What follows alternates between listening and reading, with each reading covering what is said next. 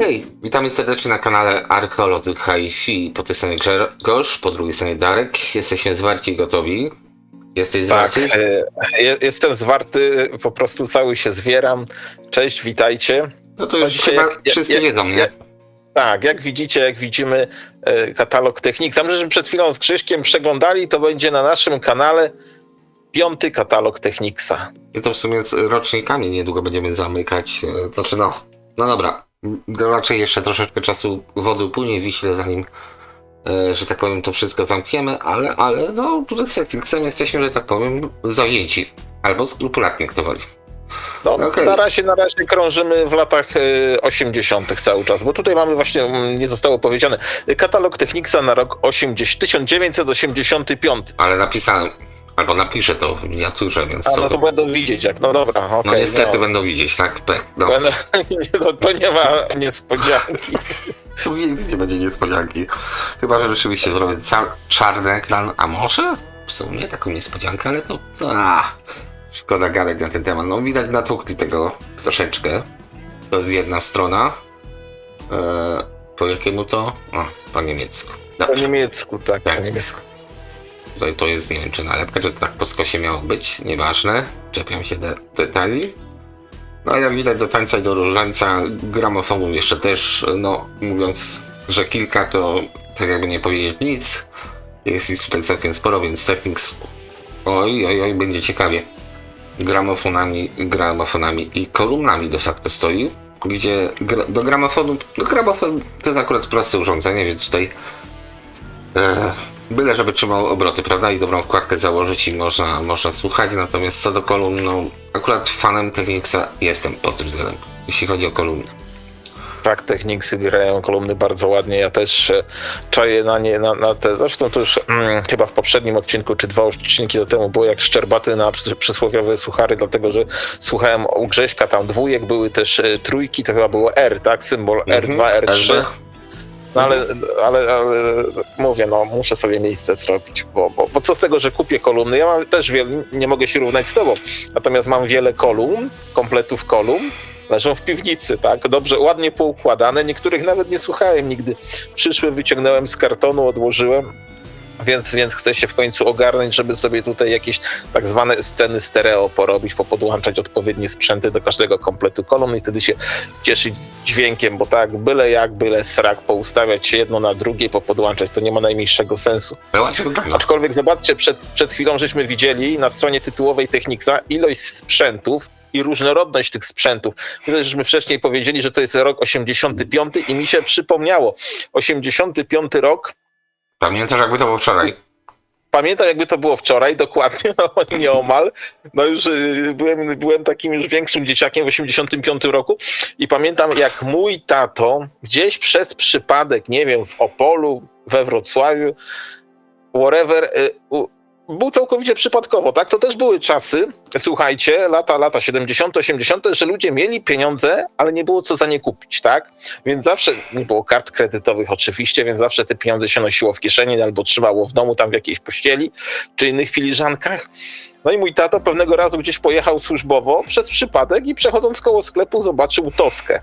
Toskę, której jakoś nikt inny wcześniej nie zobaczył. Podejrzewam, że to było z rana i w nocy albo rano była dostawa. Wystawili to na wystawę i wrócił do domu z Toską. Ale do czego zmierzam? Nie wiem. Toska, fajny produkt, mniej fajny, Też na tyle. ale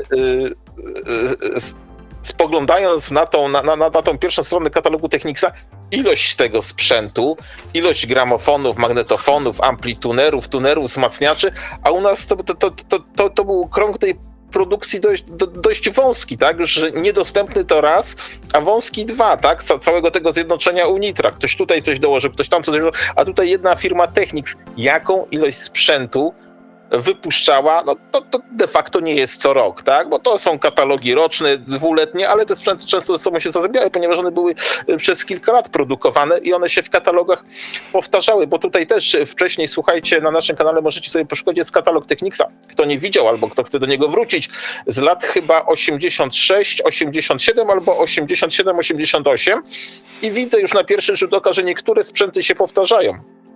Ale jaka cała idea? Jedna firma Technics trzaskała całą masę, produkowała całą masę, niezliczoną, można powiedzieć, ilość sprzętów, gdzie u nas całe zjednoczenie Unitra, ja nie wiem, czy robiło 1/10 tego. Już nie wspominając No o i- jakości. A tak Już pomijając o jakości, tak, ja i o tak na chwilę możliwościach. Tak. skoczę do tej strony, żeby już przeskoczyć na następną. Ta płyta mnie trochę ciekawi, bo to jest powiedzmy przede wszystkim Popular Best Selection, tak? Tutaj jest not for sale, czyli nie na sprzedaż, więc tutaj takie wyzwanie dla chętnych, żeby sobie poszukać tutaj wykonawcy utworów. Zobaczymy, czy tam Technics raczył swoich słuchaczy na płytach CD. Taka To jest ciekawostka. numer 3 tej płyty, także przynajmniej były jeszcze 2 przed nią. No tak, Chyba ale wydania. tu masz jakby nazwy utworów, więc to jest No tak. ciekawe. Dla chętnych, żeby poszukać sobie troszeczkę, no już może pozostałe płyty będą. No okej, tutaj mamy już takie komputerowe, chyba że pan Heniu to z liniką zasubał. Może i tak być, może i tak być. To ma Bo tylko tak- wyglądać na to takie skomplikowane. wrażenie, jakiejś grafiki komputerowej miało No odstawiać. okej. Masowa produkcja, napierdzielamy, no tutaj już widać, że to jest masowo idzie na linii produkcyjnej, tu nie ma miękkiej gry. U nas to panie zasubały z czymś takim, a tutaj proszę, nie ma A tu pani. już roboty jechały na linii. Chociaż na zdjęciu wolałbym panią, ale dobra. I tutaj mamy jakieś chipy, które pewnie Technics sam opracowywał. Okej. No tu co mamy? W zasadzie jeszcze mamy od silnika.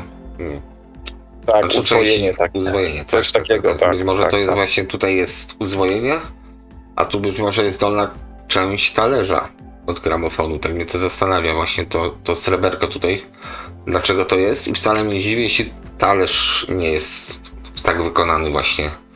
Ale plaster miodu. No, powiem ci, robię się ciekawie już na tych miniaturkach.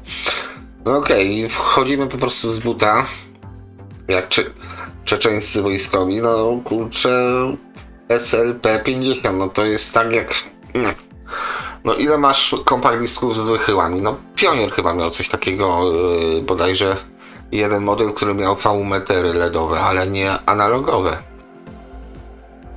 No, wiesz co, to jest myślę, czy ktoś lubi Technicsa, czy ktoś nie lubi, to zdecydowana, myślę, 90% tych osób przygarnęłoby tego odtwarzacza CD. Tak, i jeszcze oczywiście sakramentalne za rozsądne pieniądze, bo to jest też dość ważne. To ja nie wiem, co to są rozsądne pieniądze, bo czasami rozstrzały tych sprzętów, nazwijmy je topowych, albo tych takich niekoniecznie topowych, ale pożądanych z jakiegoś powodu, no ten Technics na pewno, podejrzewam, że gra dość dobrze, jeśli nie bardzo dobrze, natomiast jego osobliwy design też powoduje chęć przez wiele osób posiadania jego. No bo to rzeczywiście tak. Jest nietypowy. Tak, jest nietypowy. nietypowy. Ile masz CD-ków? Jeszcze tutaj masz głośnik do podglądu, Tak. monitor level sobie stać, czyli możesz sobie I słuchać. można go włączać i wyłączać, jak widzimy. Kolejna ciekawostka, tutaj oprócz sekund i minut masz jeszcze klatki dosłownie, frame. Więc to jest ogólnie, robi się czym dalej w las, tym dziwniej. No tutaj akurat monitor play, ok, tutaj mamy jakieś pewne, no po prostu podstawowy zestaw przycisków, jeśli chodzi o zegar, tak, odtwarzanie, przebijanie, etc. Natomiast no, jest to sprzęt zdecydowanie dla profesjonalistów. O, to widać, że w studiu postawione. No ale Technics, no w zasadzie Technics nie miał jakiejś marki studyjnej, więc w zasadzie mógł wszystko wypuszczać pod swoim brandem, bo na przykład no Toshiba miała premium, to miała Aurexa, no fakt na tym nie studyjne, ale miałeś co, Otari miałeś na przykład, to był chyba Onkyo albo Denon, no których japońskich to były Otari, nie? I to były sprzęty studyjne. Tak. Więc tutaj Technics być może chciał też troszeczkę wejść w studyjne rzeczy. Darek, ty sprawdzaj, ile to kosztuje teraz tam na rynku. Wiesz co, to kiedyś widziałem, tylko nie pamiętam, czy używany, znaczy, czy uszkodzony, ale cena nie była zaporowa, tam było 3 czy 3,5 tysiąca jakiś czas temu widziałem takie cudonie, ale podejrzewam, że chyba był uszkodzony, mnie się wydaje. O, to jest ciekawa rzecz, zobaczcie, to jest to samo, co poprzednio, niemalże, tak? Na dół, w wersji wizerunkowej, natomiast to jest zmieniarka, na 50, tutaj ten magazynek jest na 50 płyt kompaktowych, co widzicie po lewej stronie. Nawet na wyświetlaczu jest 50. O właśnie, nawet na wyświetlaczu jest, tak. Ale co jest ciekawsze, jak teraz odjedziesz z zoomem, to zobaczymy. Nie odjadę, będę złośliwy. Tutaj przesunę. Zamknę się w sobie. Widzicie? Nadstawka i jest następna To jest następny duży magazyn, tak? Także tą zasadniczą zmieniarką kierujemy magazynem dodatkowym płyt na górze. Jak komuś tutaj, o to ci 50 chodzi, płyt tak? jest za mało, tak. Jak komuś 50 płyt jest za mało w zasadniczej zmieniarce, no to może sobie jeszcze dokupić magazyn obsługiwany przez Bo to jest zmieniarkę. sama szuflada, którą wyciągamy. Tak. To jest szuflada na 50 płyt, tak. No tutaj obstawiam, że to, skoro jest power, no to raczej rzeczywiście to musi być jakieś połączone. Szkoda, że tutaj to nie ma, znaczy coś tu widać od góry, być może jakąś klapkę tu się usuwa.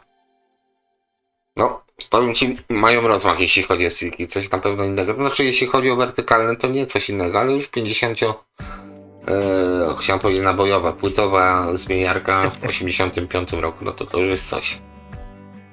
Teraz jest tradycyjne CD-ki SLP3. Znaczy, tego akurat w łapkach nie miałem, ja mam następny model z tej serii. Tutaj, no w zasadzie tutaj output level masz ten diodak, proszę, żeby ci pokazywał, jak głośno sobie na słuchaweczkach chyba słuchaj, bo to raczej nie jest V-meter.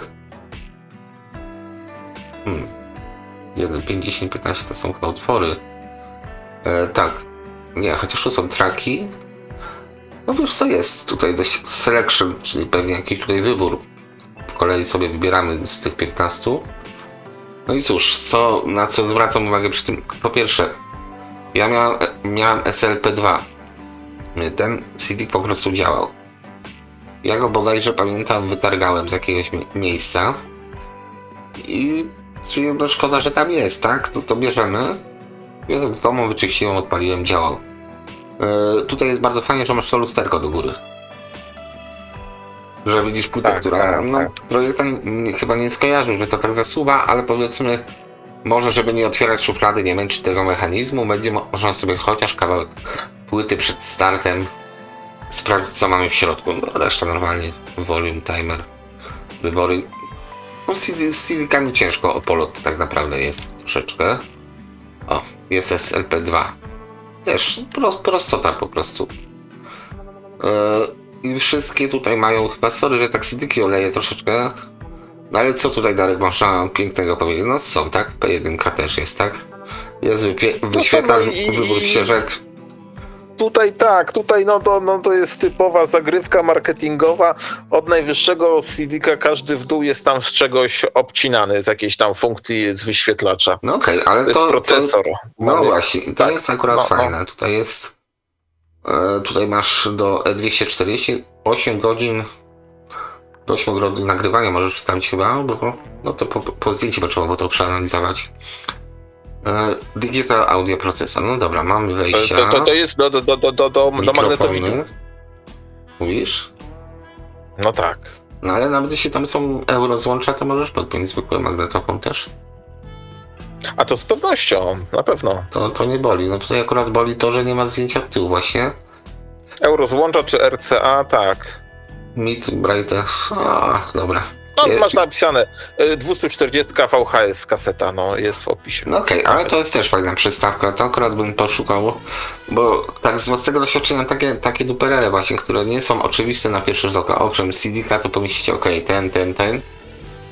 Spoko, ale jeśli będziecie chcieli znaleźć coś takiego, to myślę, że troszeczkę się spocicie, żeby SV110 znaleźć, bo tak po prostu było mało odbiorców było na to. To był już taki specyficzny dodatek. Na pewno w tamtym czasie nie w Polsce, tak? No te wszystkie sprzęty, które tu widzimy, no to w tamtym czasie były dostępne za waluty pod tytułem w Peweksie marki, wiadomo, dolary kanadyjskie, amerykańskie, australijskie, bony PKO i tak dalej, tak? No i to też była magia tego sprzętu i tak jak wiele razy mówimy do tej pory, no taka nostalgia za tym Technicsem, ponieważ mając już w tej chwili swoje lata, pewnie wszyscy tam 40, 50 i dalej lat, w tej chwili no już od dawna możemy sobie na te sprzęty pozwolić, no to kiedy żeśmy byli dziećmi, no nie tylko my żeśmy sobie nie mogli pozwolić, ale czasami często gęsto nasi rodzice nie mogli sobie na to pozwolić, więc no i ja rozumiem chęć posiadania sprzętu Technicsa, czy pogoni za tym Technicsem, no właśnie w dużej mierze to z tego wynika. A druga jest też kwestia właśnie to, co mówiłem też na początku, duży wybór, tak? Jeżeli chodzi o firmę Technics, naprawdę mamy duży wybór wszystkiego, już nie wspominając o magnetofonach, gramofonach, czy wzmacniaczach amplituderów. A masz jeszcze Panasonica de facto, ja tak gadam o marce Technics, zacząłem gadać, że nie miałem marki premium, ale sama była marką premium de facto Panasonica. No zgadza się, tak. Tak a propos, nie studyjną, To ale prawda. premium. Tutaj co mamy? Aha, tu mamy, że jest jakiś linearny przebieg, tak? Niemalże. Bo tu jest headshell i to jest T4P wkładka, więc to nie jest raczej zdjęcie tego. Chociaż nie, to będzie zdjęcie tego. Okej, tu jest prowadzenie, więc oglądamy gramofony, linearki. Akurat też są dość wdzięczne urządzenia, bo de facto chyba, o ile dobrze pamiętam, to gramofony linearne cechują się tym, że one de facto mają najlepsze prowadzenie ramienia, prawda? Względem płyty. Ja mam magnetofon, przepraszam, gramofon linearny Fischera, tam dość popularny, bo tam chyba ich było kilka na krzyż, ten Fischer produkował tych linearnych gramofonów. I powiem wam tak, oba magnetofony przywiozłem do domu samochodem. Oba przywiozłem z Wrocławia, bo parę razy mówiłem, że mam od ciebie co? Brauna 500, tak? Czy 500? Model 500, tak? Czy 600? Jakąś tam? 500, tak? Wziąłem Brauna 500 po remoncie, wsadziłem, pojechałem na autostradową obwodnicę Wrocławia, dalej do domu dojechałem.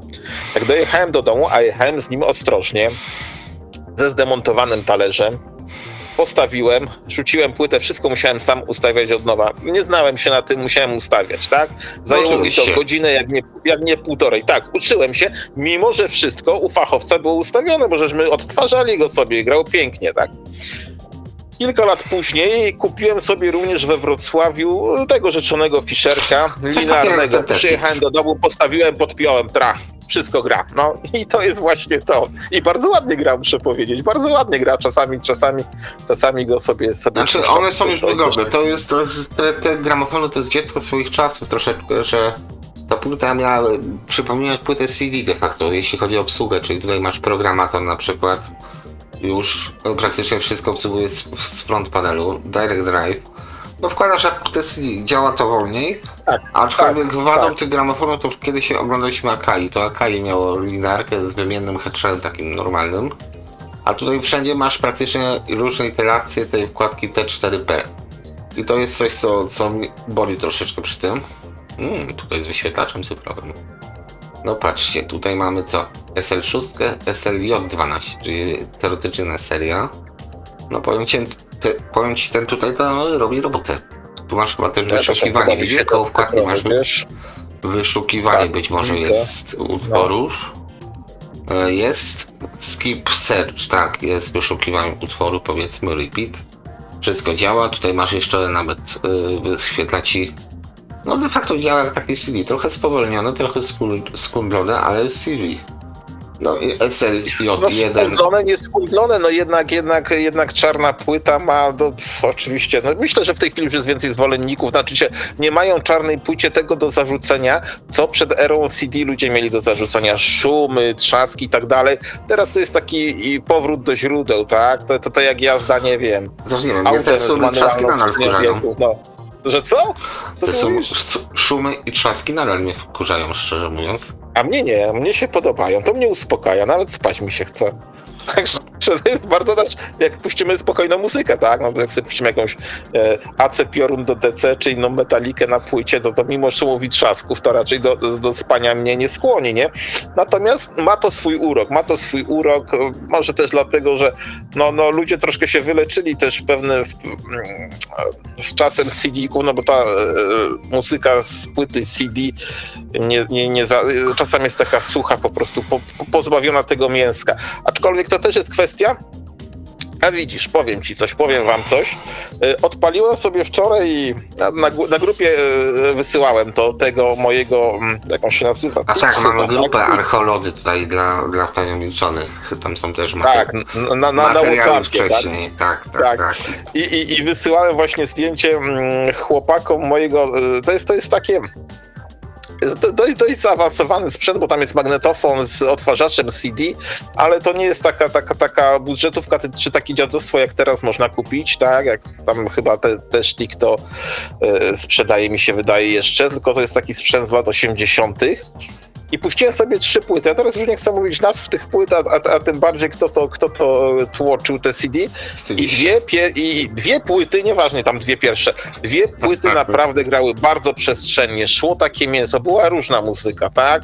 Pop, rock, i jakaś taka lekko nawet można powiedzieć psychodela, jaką puszczał swego czasu świętej pamięci Beksiński, taka psychodela i to normalnie mi się rozchodziło po pokoju. Podłączyłem sobie a propos Korony. Rozchodziło mi się to ładnie po przedpokoju. A podłączyłem jedną płytę z takim metalową, też już pominę nazwę. Płytę CD, przepraszam, nie podłączyłem, wsadziłem do napędu, dałem odtwarzanie i jest tak, albo włożyłem. Tak była sucha, taka szorstka, jak papier ścierny. No to się rozchodzi o wydania właśnie. Tak, właśnie właśnie to do czego zmierzam, przepraszam. Rozchodzi się o wydanie, tak? Znaczy wiesz co, no ja... Zrealizowanie danej płyty, tak? Znaczy wiesz co, ja akurat takie porównanie sobie zrobiłem Pink Floydu Dark Side'a. Udało mi się, że tak powiem, drogą zakupu nabyć pierwsze chyba wydanie na CD tego albumu z 84-5 roku jakoś tak. I porównałem to z reedycją. No i reedycję po wstępnym odsłuchu chciałem wyrzucić, ale dałem za to na pieniądze, więc jest płyta do wypożyczenia. Natomiast czy różnica jest? Tak, na tym samym zestawie kolumn, na tym samym CD TEDa 1540 czy tam 41, na tym samym wzmacniaczu i tak dalej, różnica w wydaniu jest kolosalna. I dlatego te stare wydania, podobnie jak stare sprzęty, warto, że tak powiem, zbierać. Widzisz, Grzesiek, widzisz, Grzesiek, i tu masz rację, dlatego że jedna z tych płyt, teraz ci wejdę w słowo, jest właśnie, ja ją kupiłem na targu z płytami, na Śląsku gdzieś, na targu z płytami, taki obwoźny targ z płytami, przychodziłem, jest fajny trach, kupiłem tego CD-ka i to jest właśnie wydanie z lat 80., chyba 85 czy 7 rok, niemieckie wydanie, tak? Gra świetnie, a ta właśnie płyta z metalem, nie wiem co to było, Iron Maiden czy co, już nie chcę kłamać, bo ja tak samo jak do symboli sprzętów, tak i do nazw grup czy płyt mam pamięć bardzo krótką, to znaczy żadną i to jest najnowsze wydanie sprzed, nie wiem, 2-3 lat, no po prostu sucho, no taka suchotnica, przesłuchałem to 3-4 razy, kilka godzin na to straciłem, jeszcze teraz przed naszym nagraniem to leciało mi ponownie, próbowałem się w to wgłębić i wgryźć, tak, dla pewności, a słucham tego od wczorajszej nocy. Dzisiaj rano, dzisiaj jeszcze w czasie dnia, też na chwilę wpadłem do domu w czasie pracy, żeby się upewnić, czy może coś dobrze słucham, czy źle słucham i w porównaniu z tamtymi dwoma pozostałymi starszymi wydaniami płyt kompaktowych, no to gra słabo, tak? Okay. Te membrany się w kolumnach nie ruszają. Dobra, za dużo gadam. Tak. Dobra. Dobra. Darku, i teraz tak, druga strona, bo to możemy takie off-topiki robić, ale to rzeczywiście trzeba do klubu, mało z tego katalogu będzie. Tu mamy małe, kompaktowe gramofony, tak, swoją drogą wkładki EPC P30S, tak, EPC P30, EPC P23, czyli wszędzie można ten sam system włożyć, po prostu wkładka wymienna, ale to są kompaktowe gramofony też, czyli szerokość płyty de facto tylko i wyłącznie. A tu mamy powiedzmy takie odbicie lustrzane, czyli większe, standardowego tego 42-403 cm szerokości, wkładki wymienione, tutaj mamy na pewno na kwarcu, mamy na pewno wybór ścieżek, do 10 o dziwo, wersja brązowa też jest, tutaj mamy zwykły kwarcowy, linearny, powiedzmy prosty, jeśli słuchacie płyty, a przeważnie płyty gramofonowej słucha się od deski do deski, to w zupełności wystarczyło. A to teoretycznie jest mokry sen większości z miłośników winyli, czyli chciałem powiedzieć pseudo DJ-owskiego, powiedzmy gramofon o szerokich zastosowaniach, czyli 1210 to jest ten? Sorry, tutaj jeśli chodzi o gramofony to okay. Zobacz, czy będzie jeszcze jakiś podobny do tego. No dobra, to będziemy wtedy mieli pewność, ale być może masz rację. Chyba ten właśnie. Tutaj on jest kopiowany też nawet w dzisiejszych czasach, te rozwiązania, ten wygląd. No jest pitch dość srogi, no, cała reszta prosta. Tutaj o tym gramofonie podejrzewam jest tyle filmu, że można się rozpływać. To już jest drogo, więc skoro tamten gramofon był drogi, no to ten będzie zajebiście drogi. To tak... Ale przypominasz sobie... też swoją drogą, to jest linearny. Jeszcze raz, wróć. Przypominasz sobie, że takie chyba 12-10 były do sprzedania u naszego wspólnego znajomego. Ja się zastanawiałem, słuchajcie, one były za parę stów raptem do sprzedania i one były, znaczy się w wersji DJ-skiej, tyle wersji DJ-skiej, że one były w tych takich transportowych kontenerkach, jakie czasami widzicie właśnie u DJ-ów czy na koncertach, tak? Przewozi się wzmacniacze, przewozi się zestawy głośnikowe. Te magnetofony były oryginalnie w czymś takim zamontowane. Gramofony, przepraszam, i miałem to kupić. I jak zadzwoniłem do niego, czy napisałem, on powiedział, że ktoś już to kupił.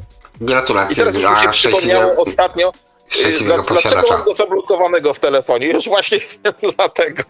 Aha, no to Dobra, dobrze. jedźmy dalej, bo po prostu... No okej, tu mamy wielkie bydle i to już jest, jak to się mówi, dla koneserów sprzęt, tak? Czyli mamy cięższy talerz, może pomaga, może nie pomaga, mamy bardziej wykwintne drewno, to na pewno wpływa na dźwięk, przepraszam, trochę bekę cisnę z tego wszystkiego. Natomiast tak, no zaczęli od czegoś drogiego, natomiast co? T4P też standard, w zasadzie cały ten gramofon w pewnym sensie szlak trafia, bo to jest takie ładniejsze wydanie de facto tego.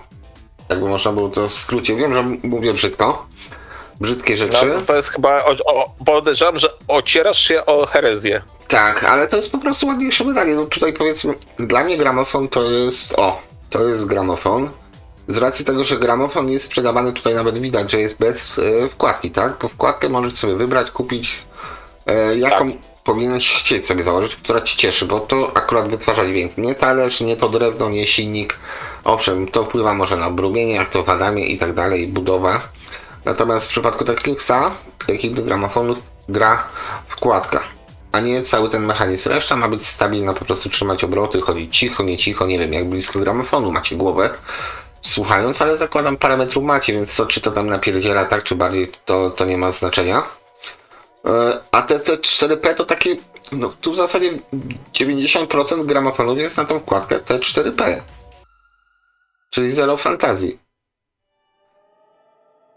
I de facto kupując taki gramofon Technicsa, tutaj masz jeszcze automatyczny wybór, to jest ciekawostka, automatyczny wybór szerokości płyty. Tu masz czujniki w talerzu, takie delikatne, które automatycznie wybierają to. Na kwarc standard, chyba Technics to od samego początku na kwarc stawiał, ale taki SLQ300, ten wcześniejszy to był co? SLQX300, no to są de facto cały czas mówimy o tej samym rozwiązaniu. To nie są jakieś innowacyjne rzeczy, tylko po prostu jeden gramofon, jedna myśl. No w zasadzie, może powiem inaczej jeszcze.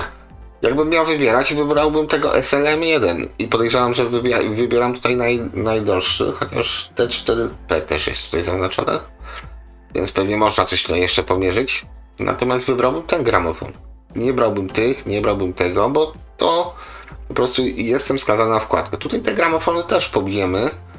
SLQ200 i pozostałe, to znaczy pobijemy, tak poniekąd to, co mieliśmy zawsze Darku przy tych katalogach za 80. Czyli tutaj mamy kwarc, tu mamy, nie mamy, tu już nie mamy. Kwarcu jest Direct Drive.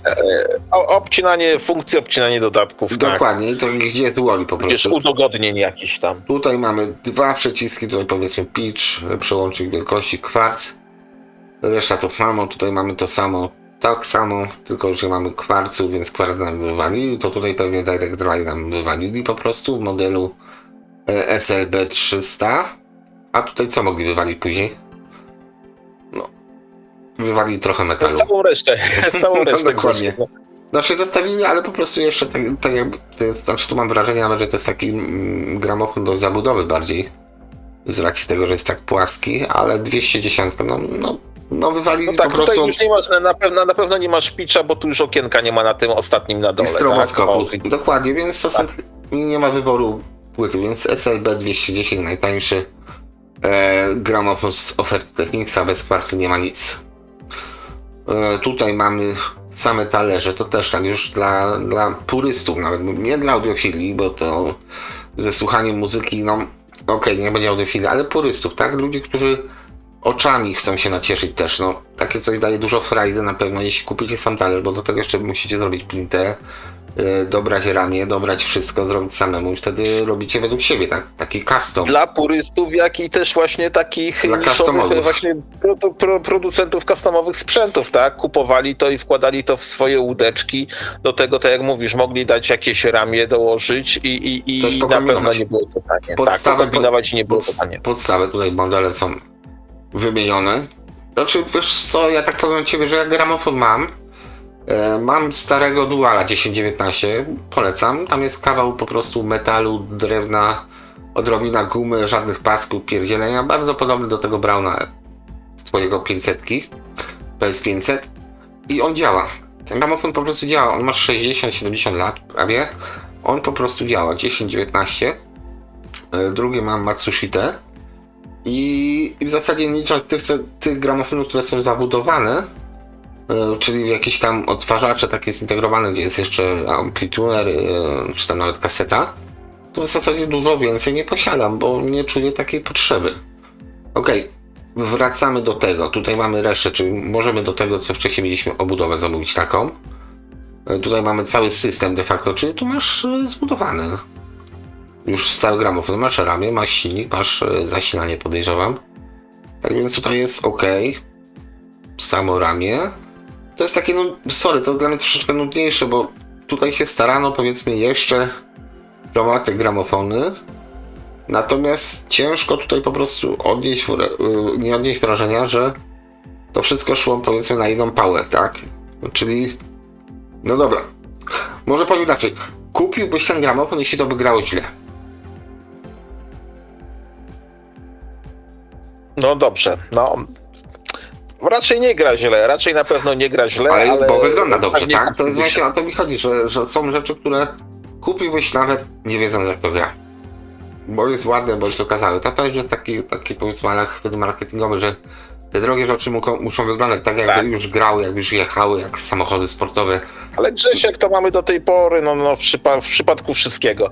W przypadku kolumn głośnikowych, niektóre naprawdę wyglądają fajnie, a grają kiepsko. W przypadku, choćby Ale wzmacniaczy tutaj jeszcze lampowy. mamy 85 rok. Technics robił coś, czego nie robili inni.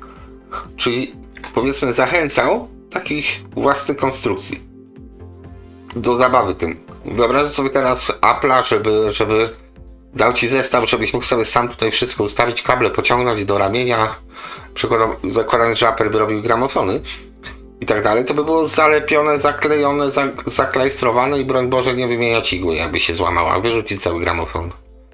Więc tutaj to jest jeszcze zaleta, tak wracając, próbując nawiązać de facto do tych starych sprzętów, propos tych gramofonów, je trzeba ratować, bo je jeszcze można ratować, bo w tym momencie już tak koncernom dupy urosły. Ja to już mówię naprawdę bardzo delikatnie, bo bym gorszych słów nie użył, że oni chcieliby, żebyście taki gramofon, jak tutaj w postaci nowego telefonu, nowego tabletu, nowego komputera, kupowali co rok. Bo stary Ale już jest do tak. dupy. No widzisz, Grzesiek, no to jest właśnie kwestia podejścia do klienta, tak? Mamy jeszcze lata 80., kiedy z ludzi nie robiło się wariata. Mamy lata robiło się, może 2000 robić. plus. Dobrze, tak, ale jeszcze, dobra, inaczej. Traktowało się klienta poważnie, tak to Okej. nazwijmy, tak? Bardziej poważnie traktowali klienta, nie jako kretyna. No w tej chwili, no, to jest właśnie to, co sam powiedziałeś, tak? Wszystko jest pozalepiane, tego nie dotykaj, tu nie otwieraj, bo jak coś się stanie, wyślesz na gwarancji, aż pewnie wtedy tak było, tak? Znaczy, ale po gwarancji Ale jak stanie, wystrzeli no. mi cię w kosmos. No, Wiecie co, ja tak powiem też jeszcze, ale to przy okazji magnetofonu może. Tutaj jeszcze spójrzmy sobie na wkładki, które Netflix miał swoje oferty. Zobacz, samych wkładek miałeś ile rodzajów, tak? 205, 310, 300, MC, okej, tu masz jeszcze chyba pewnie filtr jakiś MC. Okej, samych wkładeczek Technics miał 8, tak? Zakładam, że na następnej stronie, 7, przepraszam, w jednym katalogu. I co do wkładek Technicsa, ja troszeczkę z tego co słyszałem, przynajmniej moją wkładkę Technicsa, to jest 75 albo 350 chyba, no troszeczkę lepiej to gra niż Shure. Na moje ucho troszeczkę lepiej te dźwięki przynosi. Ok, a teraz tutaj propos kaset. To co jest na dole to chyba każdy rozpoznaje już. Propos kaset. Wczoraj miałem i spać wcześniej, natomiast tu ku zdziwieniu właśnie grupę obliczam na WhatsAppie. Aby ktoś chciał do nas dołączyć, zawsze jest możliwe, żeby się połączyć. o 1:00 w nocy jeszcze wysyłałem zdjęcia, jak rozkładam Grundika i naprawiam. Jeszcze czekam na lutowanie. Bo wiesz czemu, Darku? Bo to można zrobić. Masz śrubokręt, masz lutownicę, masz czas, masz troszeczkę chęci na to przede wszystkim.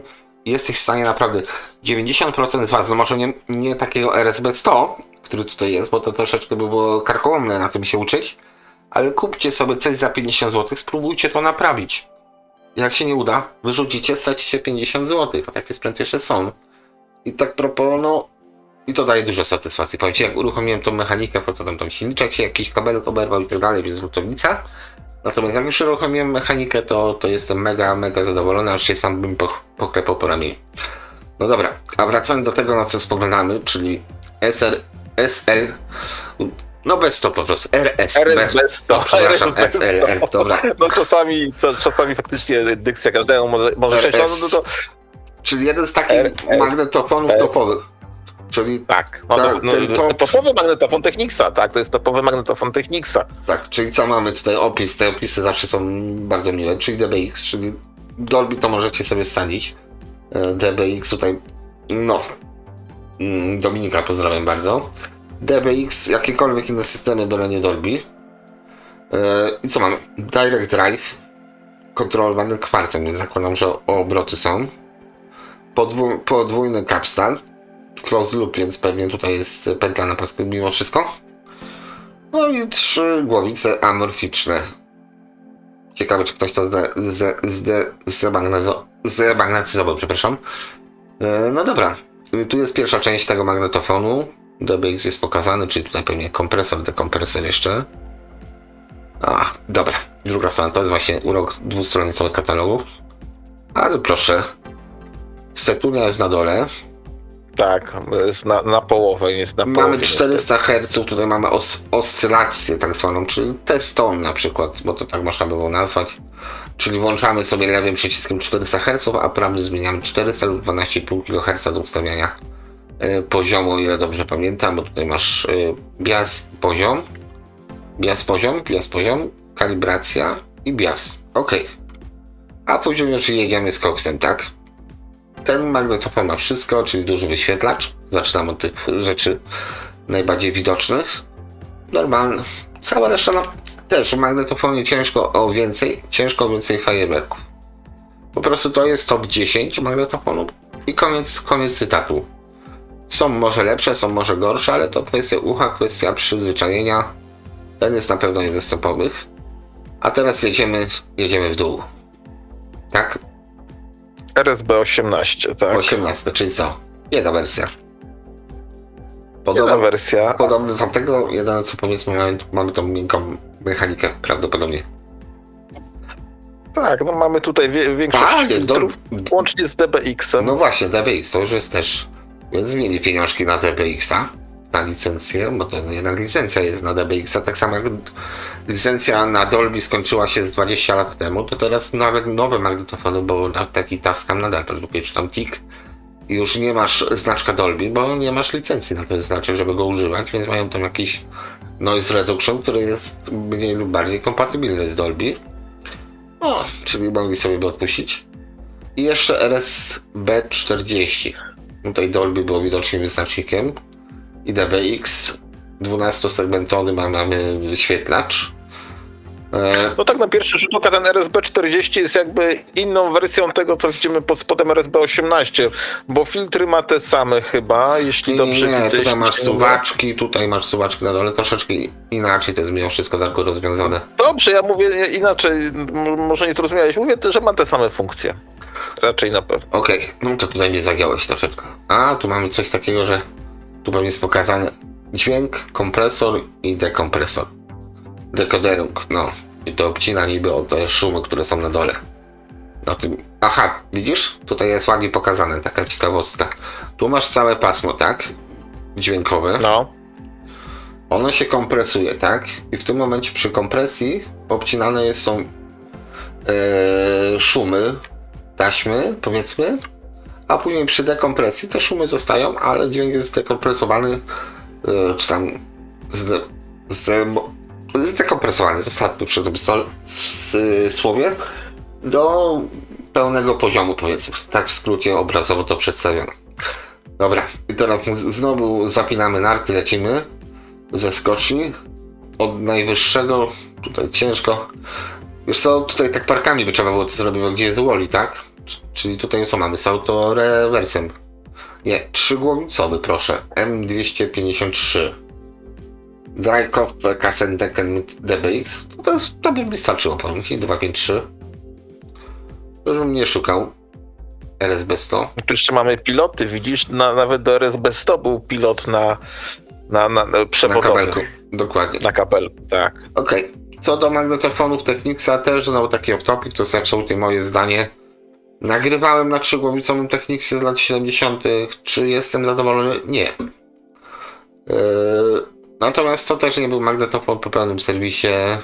No właśnie i tu jest problem. I więc tutaj po prostu nie byłem moje spostrzeżenia, ale to mówię prywatne, być może cała reszta będzie ok, jak się troszeczkę czasu, smarów i demagnetyzacji poświęci takiemu magnetofonowi. Z tym, że tak, no co do magnetofonu, to też, jeśli będziesz miał nawet RSB 100, Darku, jak będziesz miał dopierdoloną taśmę, to nie jesteś w stanie tego nagrać. Sorry. No ale Tego to nie trzeba przeskoczyć. być troszkę, no to jest oczywista oczywistość, no, ale to trzeba być też realistą i nie, no taśmy są dostępne, inaczej powiem, taśmy są dostępne, więc jeżeli ma się, jeżeli chce się mieć fan z nagrywania, czy to taśm magnetofonowych, magnetofonów kasetowych, czy magnetofonów szpulowych, no to jeżeli mamy takie hobby, to czasami 50 zł na kasetę magnetofonową, czy 200 zł na szpulę do szpuli, no trzeba wydać, ale przynajmniej wtedy Jest pewne, będzie że jest radość ok. z tego nagrania, tak? I wtedy będzie okej. No bo tak, te sprzęty, pamiętajcie, to dobrze byś miał wtedy, bo rzeczywiście te kasety były nowe, nie wkładaliśmy 40-letniej kasety, żeby ją nagrać. W latach 80. oczywiście. Tak, dokładnie, więc to wszystko To szło tak na... byłoby to niemożliwe. No nie, nie było No nie, tego faktu. nie. No okej, co mamy tutaj? Tutaj już się chwalą tym, że mają dwa silniki, więc raczej trzech głowic nie ma ten magnetofon, ale wyświetla, że robi robotę, czyli wiedzieli jak się sprzedać po prostu. Ładne magnetofony. RSB 78 tutaj jest autorewers, tak? Czyli teoretycznie No tak, widać, że jest topowy autorewers. autorewers. No tak, topowy autorewers. Co, ale nie spojrzałem na magnetofon, ale spojrzałem, zacząłem czytać sobie, nie? Po prostu już opisy. Dolby BC, DBX, autorewers. To już w zasadzie, i to jest też taki drugi dylemat. Jeśli macie za to dużo kaset, nie chcecie tracić czasu, czy zawracać sobie gitary nagrywaniem tych kaset, to ja bym proponował coś takiego. Mimo wszystko. Z autorewers. Bo jednak wstawanie co pół godziny, w najlepszym przypadku co 45 minut do kasety, jak już sobie zagrzaliście łóżeczko na przykład, jest trochę irytujące. Przy trzygłowicowcu. Chyba że macie trzygłowicowce z autorewersem, no to wtedy szapoba. Natomiast bez tego, no to wolałbym to. Puściłbym sobie kasetę, niech zasuwa całą noc nawet do rana i niech cieszy muzyką. Tak tym albumie żygałbym tym albumem podprogowo już, ale no, to jest właśnie wygoda autorewersu, więc tutaj ja bym, Darku, teraz powiedzmy z punktu posiadacza jakichś tam magnetofonów trzygłowicowych, prędzej bym kupił tego. Nie ciułałbym na trzygłowicowce, tylko kupiłbym autorewers jakiś. I tutaj bym się chyba bardziej kierował wyglądem, więc zdecydowanie RSB 78. No 48 tak od biedy też może być, pewnie kosztuje z 1,5–2 tysiące, ale od Grzesiek, biedy może być. ja cię znam kilka lat i wiem, że jesteś fanem magnetofonów z autorewersem, ja natomiast poszedłbym w magnetofon trzygłowicowy, no. ale- Choćby dla sportu bym wstał i zmienił stronę kasety. No to widocznie ja jestem bardziej leniwy. Albo pragmatyczny. Mówię za siebie Okej. oczywiście. RSB W11, tutaj dwie kieszenie, tak się nam pojawiły, bo znowu później mamy. Ale to jest fajne w sumie, ten najgorszy model widziałem już teraz. Pewnie co po niektórzy ten model za 1000 zł by chcieli sprzedać, natomiast no 1000 to podejrzewam nie kosztował jak był nowy. Zresztą też mogę się mylić. To cóż, czyli kopiarka w zasadzie można by powiedzieć, tutaj pewnie jest jakiś high speed, tak. Powiedzmy, że to jest speed, tak? High speed dubbing, czyli mamy typową. No dobra, tutaj jest tam No trochę powiedzmy większe. tam dwukrotna One touch recording, prędkość. tak, Q&A review. Trzeba zawsze pamiętać, że przy tym, bo to Technics ciągnął tą funkcję do samego końca swoich magnetofonów dwukasetowych. Tam oni cały czas udostępniali tą funkcję właśnie chyba tam powiedzmy dwukrotnej prędkości przy nagrywaniu. Ja to również z tym eksperymentowałem, ale raptem kilka razy Ja za dzieciaka nie kiedyś eksperymentowałem, ja używałem po prostu tej funkcji. W latach 90. jak kupiłem swojego nowego Technicsa, ale to jednak była duża utrata jakości dźwięku przy tym przyspieszonym nagrywaniu. Ja tą Więc jakością to dźwięku chyba funkcja się bez sensu. mniej się przejmowałem chyba tą jakością dźwięku w 90 latach też dla dzieciaka, to powiedzmy nie było to istotne, a po prostu jak była kaseta pożyczona, to się kopiowało i do widzenia. Te kasety się kupowały w kiosku za 2-3 zł w drugiej połowie lat 90. Takie były ceny chyba kaset, dobrze pamiętam, chromówki tam były po 5 zł, czyli to było 5000 zł w zasadzie. Tak, 5 No tak, tysięcy. raczej tak.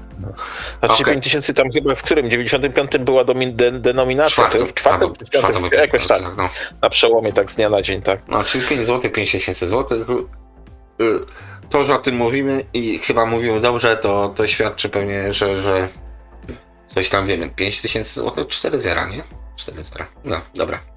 Tak. RSB 13 jest. Ja myślałem, że to już jest koniec, bo tak mimochodem my tutaj o złotówkach rozmawiamy. Tutaj jest magnetofon stereofoniczny z One Touch Recording i Full Auto Stop, tak? Spoko. I w zasadzie mamy co? Dolby B. A, mamy Dolby C jeszcze, dobra. Mamy w miarę ładny ten V-meter. Fakt, że ten mógłby być troszeczkę większy. No ale okej. Ale V-meter tu już zauważ, mamy monochromatyczny, tam żeśmy mieli więcej kolorów, tu już jest obcięty od DBX-a, także no idziemy w dół. No a tutaj już jest taki, już szorujemy brzuszkiem, to samo, tylko jest to troszeczkę bardziej uproszczone, czyli już zrezygnowano, czyli zobacz jak to była cena tych samych elementów, sam V-meter już czyli inny model magnetofonu. Tutaj zamiast tego de facto wyrąbali parę diod świecących.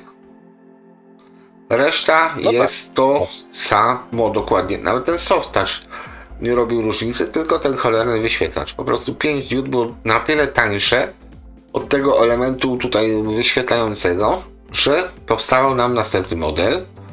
Aczkolwiek widzę, że można jeszcze w dół iść. Znowu. Może tutaj, być jeszcze gorzej. może być jeszcze gorzej, co jest bardzo ciekawe Może dla być mnie. biedniej.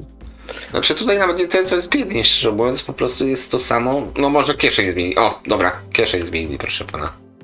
Przy RSB 10. Masz rację, to jest chyba to samo, ale bez tego nadruku jeszcze dodatkowego. Tak, tak. Co mamy przy B13. Magnetofon Tak, jest muszę. dokładnie ten Tak. sam. Diody nawet są te same, bo diody już były na tyle tanie, że po prostu nie oszczędzano. Mniej fikuśnie jest. 6 diod w sobie do nagrywania prostego i tak starczy. Ale Dolby co? Dolby jest?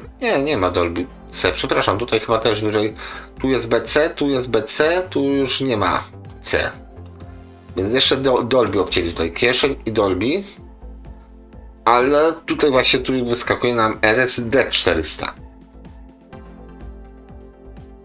Wyświetlacz cholera wie jaki. Boję się, że chciałem powiedzieć, że wyświetlacz żarówkowy może być i duży.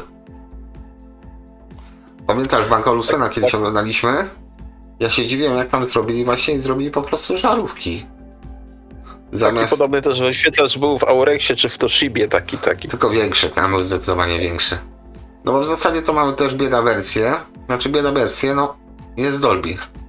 Tak, z bonusów. Znaczy to jest inna seria, ja podejrzewam, że to jest chyba jeszcze starsza seria i ona załapała się do katalogu 85. Tak, podejrzewam, że to było coś schyłkowego. Aha, seria D, myślę, że to... zamiast B była D. Tak. Okej, tutaj mamy znowuż stronę wstępną, sobie dwie strony, czyli pół strony.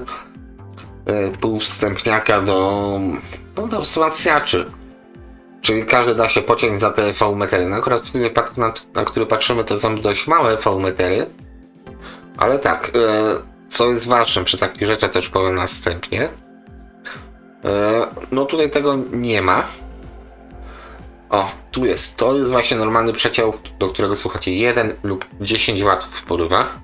I to jest de facto max. Tu macie setkę, to macie 0, czyli to jest max tego wzmacniacza. 100 W, a tutaj w piku, czyli tam moc muzyczna, tak próbuję to po prostu wytłumaczyć, to macie w piku, że to może podskoczyć do 300 W nawet i to jest wsiorywa SE A5MK2. Mam nadzieję, że mówię o małym wzmacniaczu, pewnie się pomyliłem. Tu mam jeszcze jakieś SUA6MK2, czyli też jakiś wzmacniacz, tak? Czy preamp? To jest preamp do tamtej końcówki, więc dobra. Tak, a to na dole to jest końcówka, tak, ta z tymi. Czyli ona jednak jest duża. To przepraszam. A i nowa klasa A. Żeby nie było, to ta szybsza. I od razu co możemy podpiąć do tego? No możemy podpiąć wszystko. To co mamy? VHS, ale BT, czy... A nie, wideodiski. Dokładnie wszystko, co było w tamtym czasie. No, wideorekorder, no, magnetowid. Okej, tu już mamy całą wieżyczkę. Czyli to jednak jest kawał wielkiej końcówki.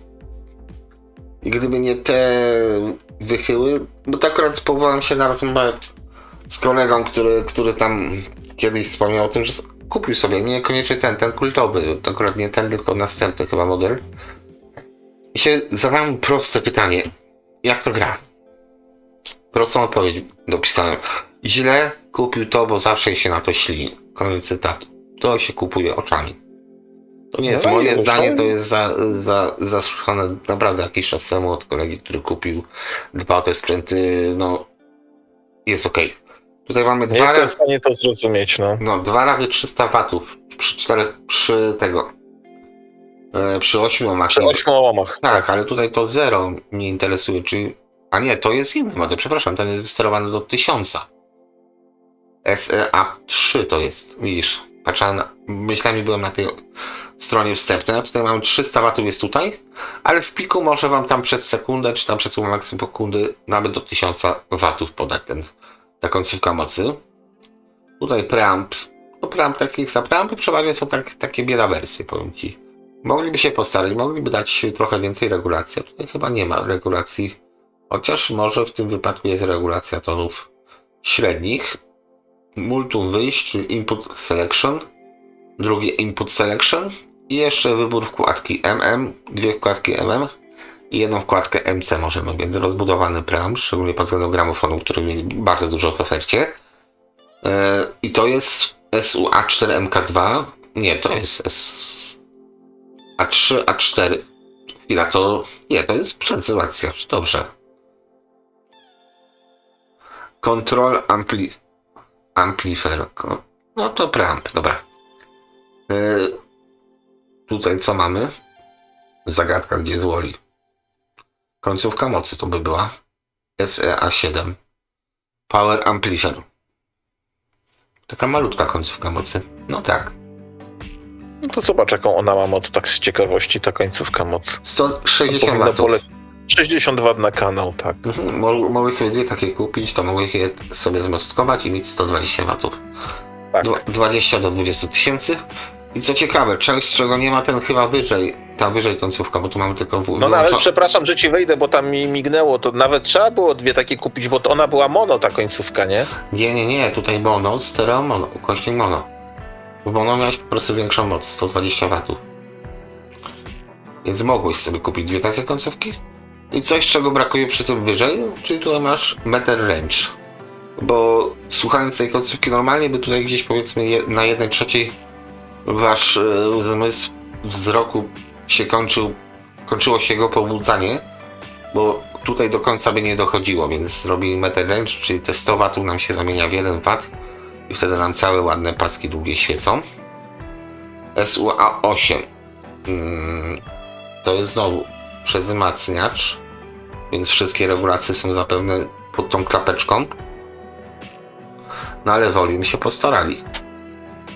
Suwaczek plus nawet nie tyle co wyświetlacz, bo takie patenty już widziałem u Sansui po prostu, znaczy mogę się mylić, ale po prostu suwak jest integrowany z kawałkiem dykty za tą szybką.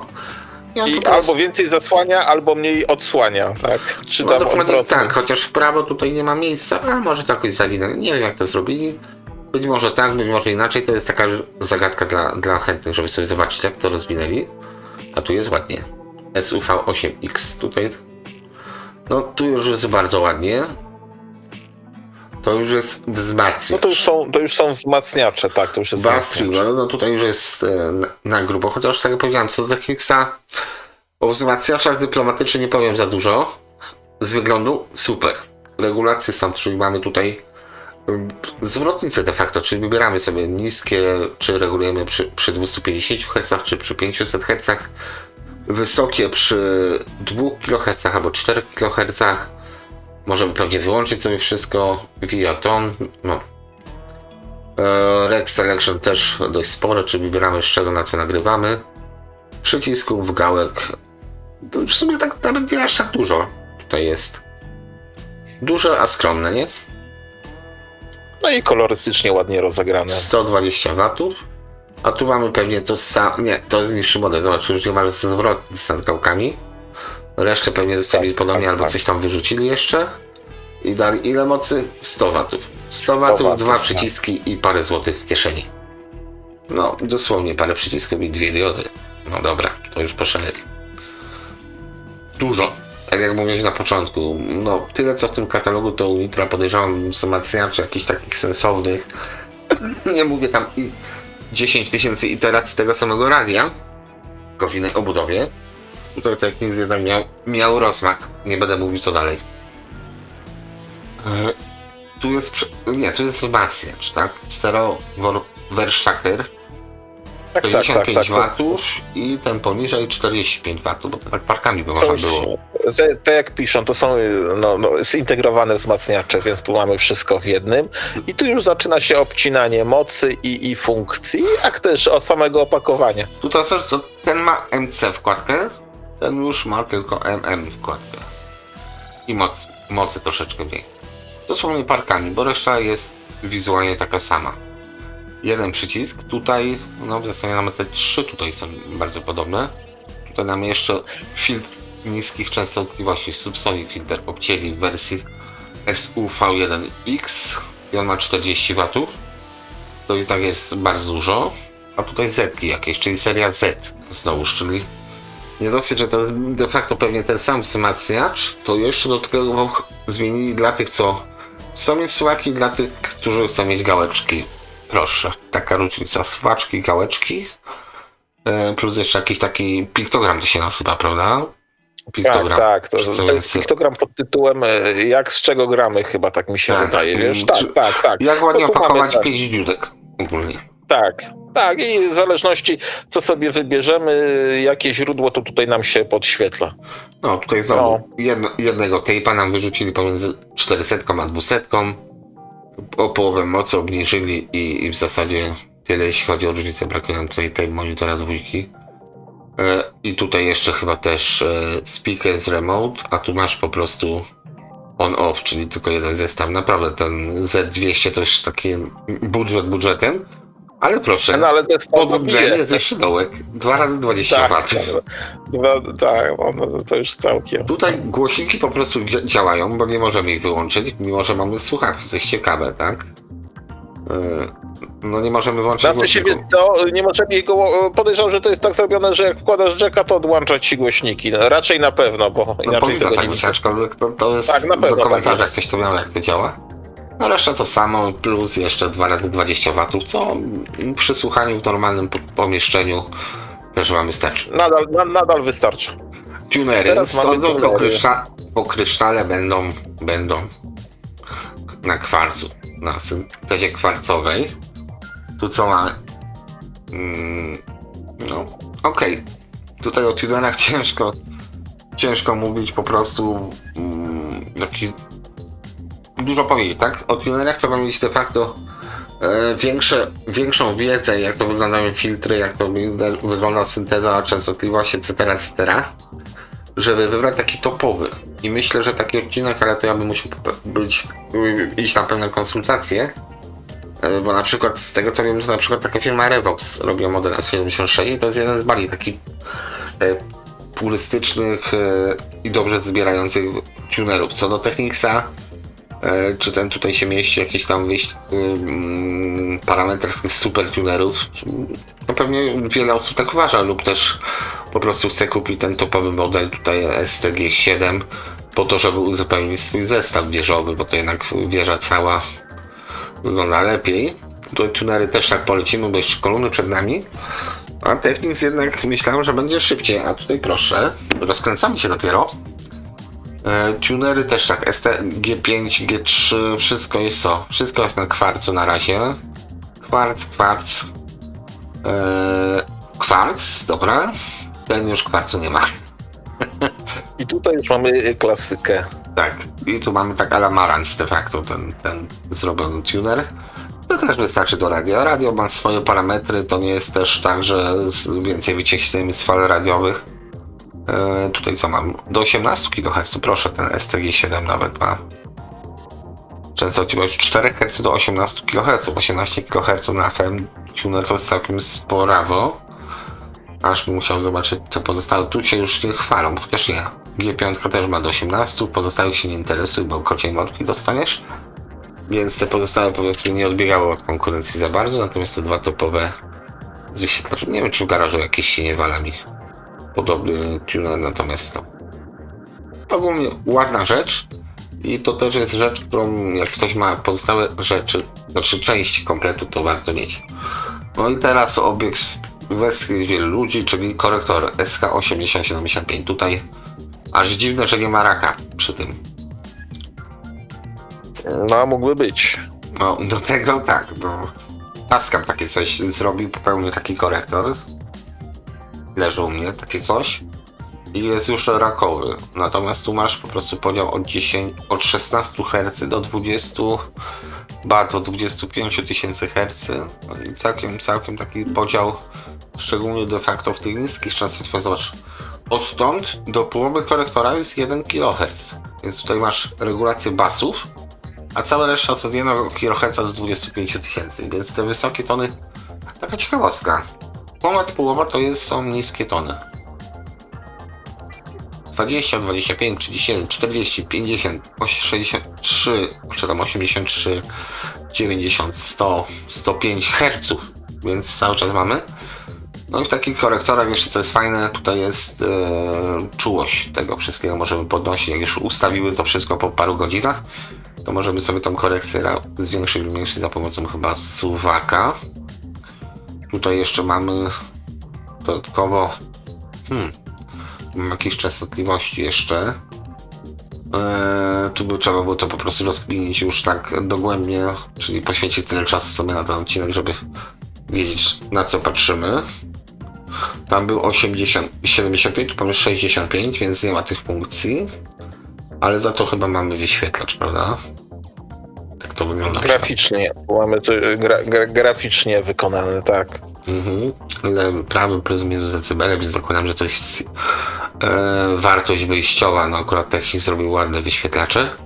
O dziwo ten wyższy nie ma wyświetlacza, to znaczy wyższy, bardziej ceniony model, jeśli chodzi o cenę, to nie ma, a ten tutaj chyba ma.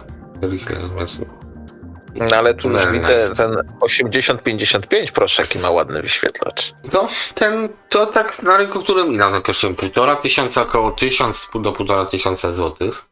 Taki korektor, który już jest i jeszcze jest osiągalny. No, ja wiem, że każdy by chciał to kupić za 150 zł. Możecie mieć takiego farta, bo możecie mieć 2 razy takiego farta, że go kupicie za 150 zł, a możecie całe życie go szukać za 150 zł i inny się nim nacieszyć. Ogólnie rozumiem, dlaczego jest taka cena, bo to jest zgasi światło i powiedzmy możesz się przez chwilę popatrzeć tutaj na ten wyświetlacz, który jest tak niesporawy, masz ustawione wszystko w mordkę i no jest na co po prostu patrzeć przy tym korektorze. No i może to cieszyć właściciela, tak, jak najbardziej. Natomiast tutaj rzeczywiście ten wygląda tak, jakby on był topowym modelem, ten SH8055, a wcale nim nie jest. Natomiast no tutaj to już ewidentnie Diora. To chyba oglądaliśmy tam do 500 zł. Było coś podobnego, tak. Tak, to jest Diora pełnym ryjkiem, nawet tutaj ten zapchaj dziura graficzna. To jest po prostu, podejrzewam, że chociaż 85 rok, to nie wiem czy no niech będzie, ktoś od kogoś zżynał, no ale to jest tak, nie wiem czy ten korektor akurat ja bym się rzucił, znaczy tam z braku lakru, why not, tak, żeby po prostu był, sobie stał, jak najbardziej uzupełnienie kolekcji, natomiast no te korektory 8045 i Z200 to, mówiąc krótko, dupy nie urywają. Za jakieś pieniążki większe, nie mają uzasadnienia wizualnego w cenie. Być może działają tak samo jak te duże modele, tak samo mało szumią i tak dalej. Natomiast no po prostu właśnie brakuje uzasadnienia wizualnego, bo takie przypieczętowanie, taka kropka nad i, powiedzmy, jeśli chodzi o dobrze grający sprzęt, to jest właśnie to, że jest zrobiony równie ładnie, nawet nie widowiskowo, po prostu ładnie, czy tam z pietyzmem, co jego warunki, walory. Natomiast tak jak mówiliśmy wcześniej, to też czasami wygląda lepiej niż gra sprzęt. I to jest ten problem, że oni też wiedzą, że my wiemy, więc to jest taki wyścig kotka i myszki, nie wiadomo kto robi za kotka, nie wiadomo kto robi za myszkę. Natomiast summa summarum, jeśli ktoś chce zarabiać na czymś takim, to chce sprzedawać, tak? Więc No też tak nieraz robiono, że kiepskie bebechy wkładano do fajnej obudowy, albo dodawano jakieś takie, nazwijmy to ładnie, nieładnie, oczojebne funkcje, żeby zachęcić klienta do kupienia tego. No i zobacz. Za większe pieniądze niż to było warte. Tak, Za większe pieniądze niż to było warte. Tu mamy amplitunery de facto, czyli receivery. I tutaj myślałem, że będzie coś lepszego dalej, ale tak zaczynamy od Biodaverse, czyli Technics tutaj na amplitunery za bardzo nie stawiał. Jednak ta moda na zestawy stereo rozbudowane tak poszło do przodu, że te receivery, tutaj co masz? Masz programator stacji, masz suwaczki, masz tutaj nawet miejsce na to, żeby sobie stację, ale nie, to są przyciski, przepraszam. Tutaj obok woli masz input selection. Są przyciski. Tutaj po prawej stronie masz przycisk zgłośnienia, tak? Chyba woli, Suwak, tak? Suwak, przepraszam, suwak, tak. Suwak. Dokładnie, natomiast receivery z tego okresu, to są takie trochę, też znowu dyplomatycznie powiem, bardzo spokojne, zachowawcze, puste w środku i w zasadzie poza tym, że tutaj schodzimy do 27 W. No tak zwana klasa A Technicsa to mieliśmy tylko ten na górze. To już są bez określenia klasa A. Tutaj nowa jest klasa A. Bo tak to z klasy nowa klasa A. Tak, bo z klasy A by musieli się tłumaczyć. A, B i A, C, to już nie wchodźmy w to. Co tu mamy? Tu mamy ten. Generator częstotliwości do ustawiania sobie. Tak, do ustawienia właśnie. Tak, z mikrofonem. Ładna rzecz. Myślę, że w dzisiejszych czasach można by to zrobić. Troszeczkę by trzeba było też się postarać z mikrofonem pomiarowym, komputerem. Możemy też, myślę, się idzie pewne rzeczy obejść. To, że coś takiego było wymyślone wtedy, to nie znaczy, że technologia odrobinę nie poszła do przodu i pewne rzeczy, które wtedy wymagały, tak jak tutaj, urządzenia całego dużego, w tym momencie nie zrobicie za pomocą, nie wiem, z telefonem może trochę przegnę Paweł i powiem herezję, ale tak to ten komputer, który koło dupy trzymacie, jest mocą obliczeniową, przewyższa, podejrzewam, nawet nie chcę wiedzieć ile komputerów w Stanach Zjednoczonych w 1985 roku, a służy wam do dzwonienia i oglądania stron internetowych. I kolumny. Tutaj akurat Romanowi troszeczkę zazdroszczę, bo te kolumny posiada. Już ma ten komplecik. SBR 100, jeśli ktoś ma to na sprzedaż, bardzo chętnie je zakupię. Tych nawet nie będę szukał. R200. Znaczy, tutaj to Darkowi akurat powiedziałem, więc powiem wam tak w skrócie. Cały knyf polega w tej szerokopasmowej kolumnie na pierwszy rzut oka, płaskiej, na tym, że to są 3 głośniki wewnątrz jednej obudowy. Dosłownie 3, czyli mamy pierścień basowy, pierścień powiedzmy średniotonowy i wysokotonowy na środku. Czyli są trójdrożnym zestawem. Podobnie jak tutaj. Trójdrożny zestaw głośnikowy, zawieszenia. Nie chciałbym być naprawiaczem tych zawieszeń, ale poza tym sam pomysł, żeby coś takiego zrobić, dla mnie rewelacja. I dla takich rzeczy warto szukać. Coś, co jest właśnie zupełnie inne. Ale dlaczego coś takiego powstało, to myślę zobaczymy chyba jeszcze w tym katalogu później, podejrzewam. Po co płaska kolumna? To nie... Tak, po co płaska kolumna, bo to nie jest samo dla siebie, zgadza się. Tutaj SBR 100, SBR 200 i SBM 1. Tutaj zobaczymy sobie 25 cm na basie, 30. R200, to już jest ciekawie, bo mamy membranę bierną 32 cm, SBR 200. I tutaj mamy 38 tiftone, to SBM 1. M1 tutaj nie widać na zdjęciu. Tak czy owak, wszystkie membrany tych przetworników są również płaskie. Tak, i to jest dość też ciekawy efekt. Bo to są SBM1, to M1, tak żeby tutaj M1, czyli to są te 38 na basie, później mamy 22 cm basowy średniotonowy, później mamy 8 cm średnio wysokotonowy i 2,8 cm wysokotonowy.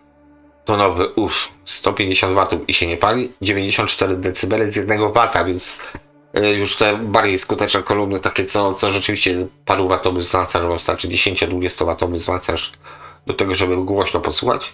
I uczciwe, nieuczciwe, zobacz.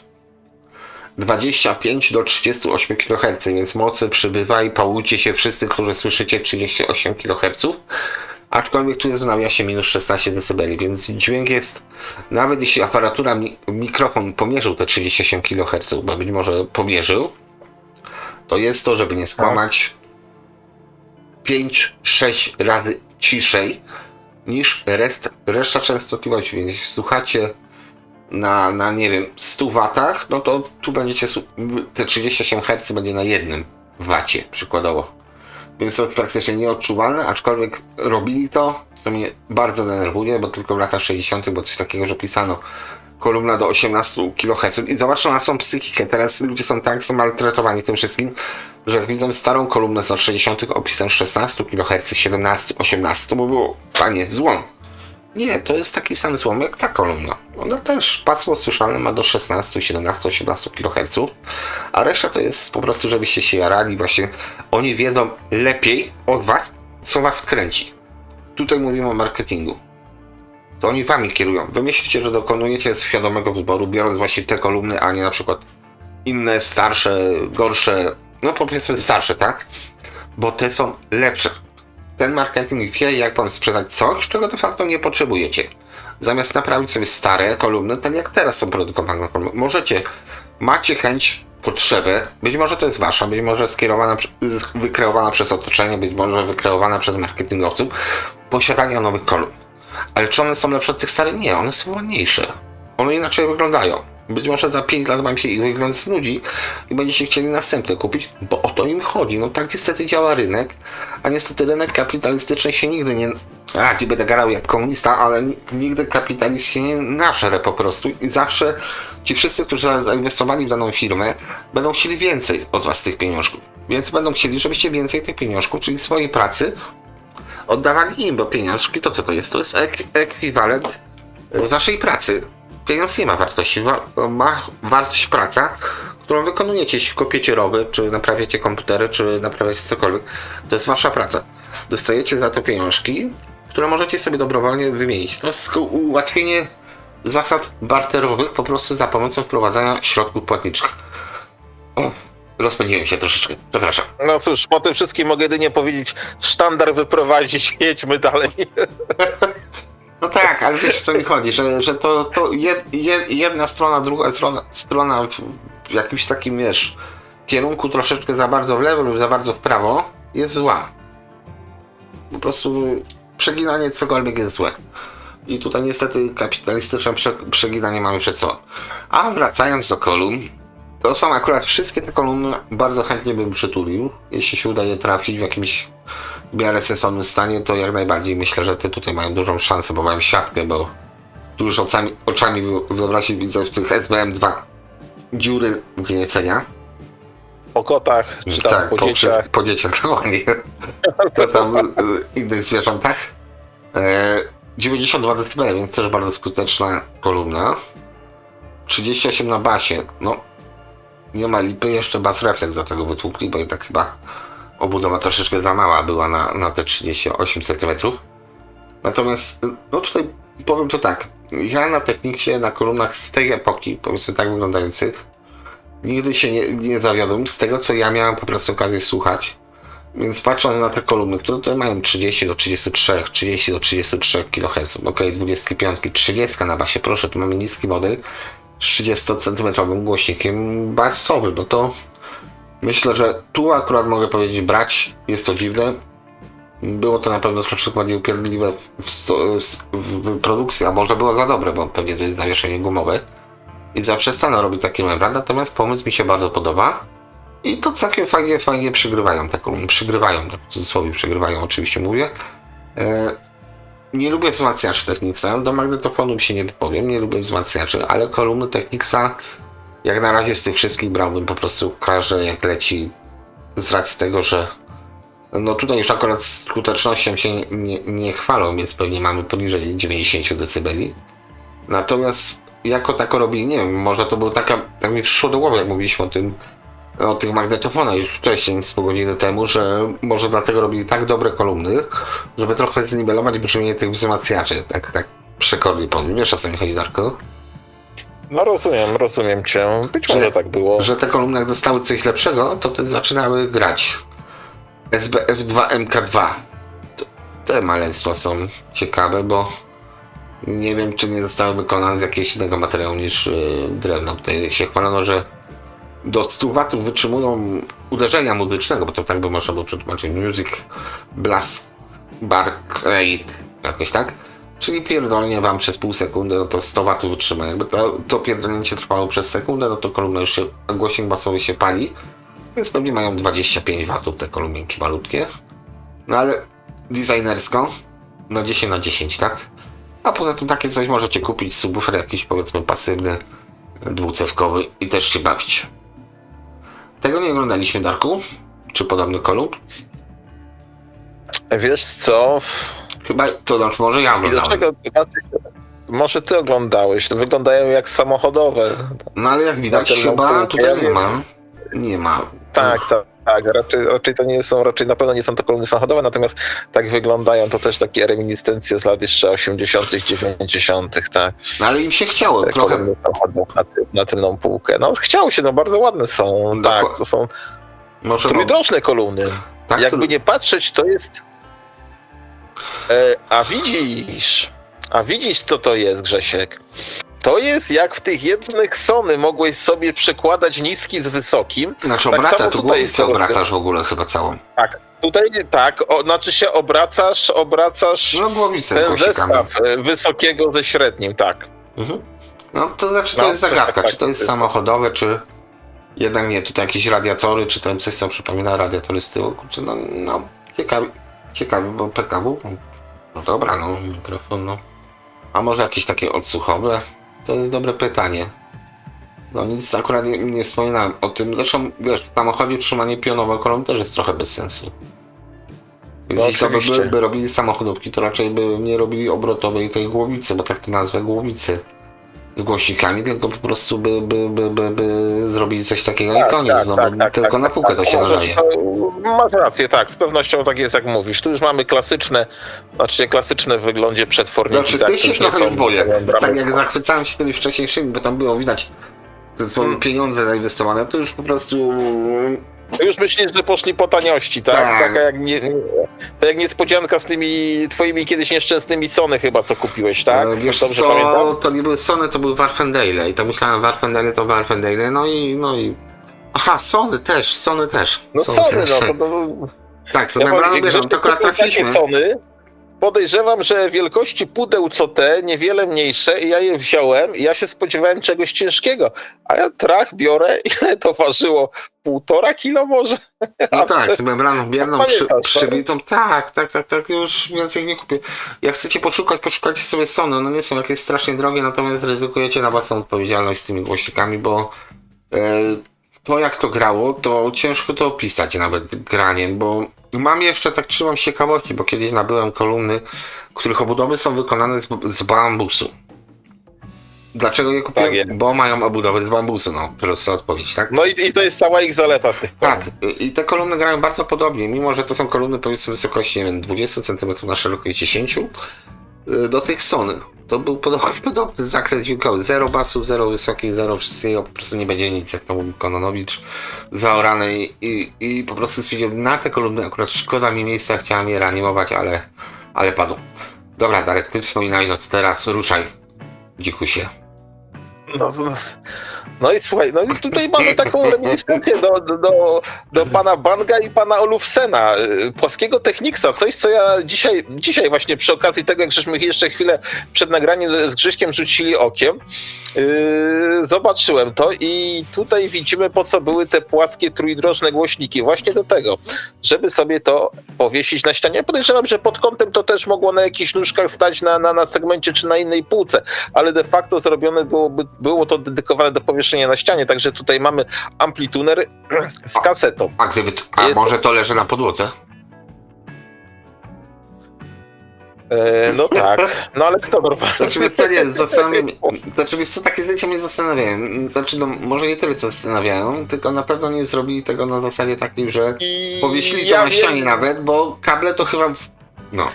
Tak, tutaj podejrzewam, że faktycznie możesz mieć rację, tu fotograf mógł sobie to sprawę ułatwić, tak?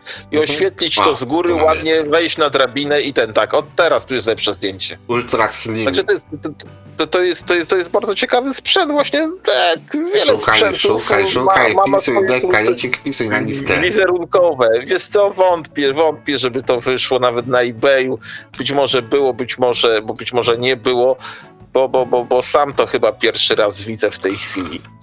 Patrzcie w tej chwili. Nie wiem, czy Roman tego przypadkiem nie ma, proszę pana. Udało mi się.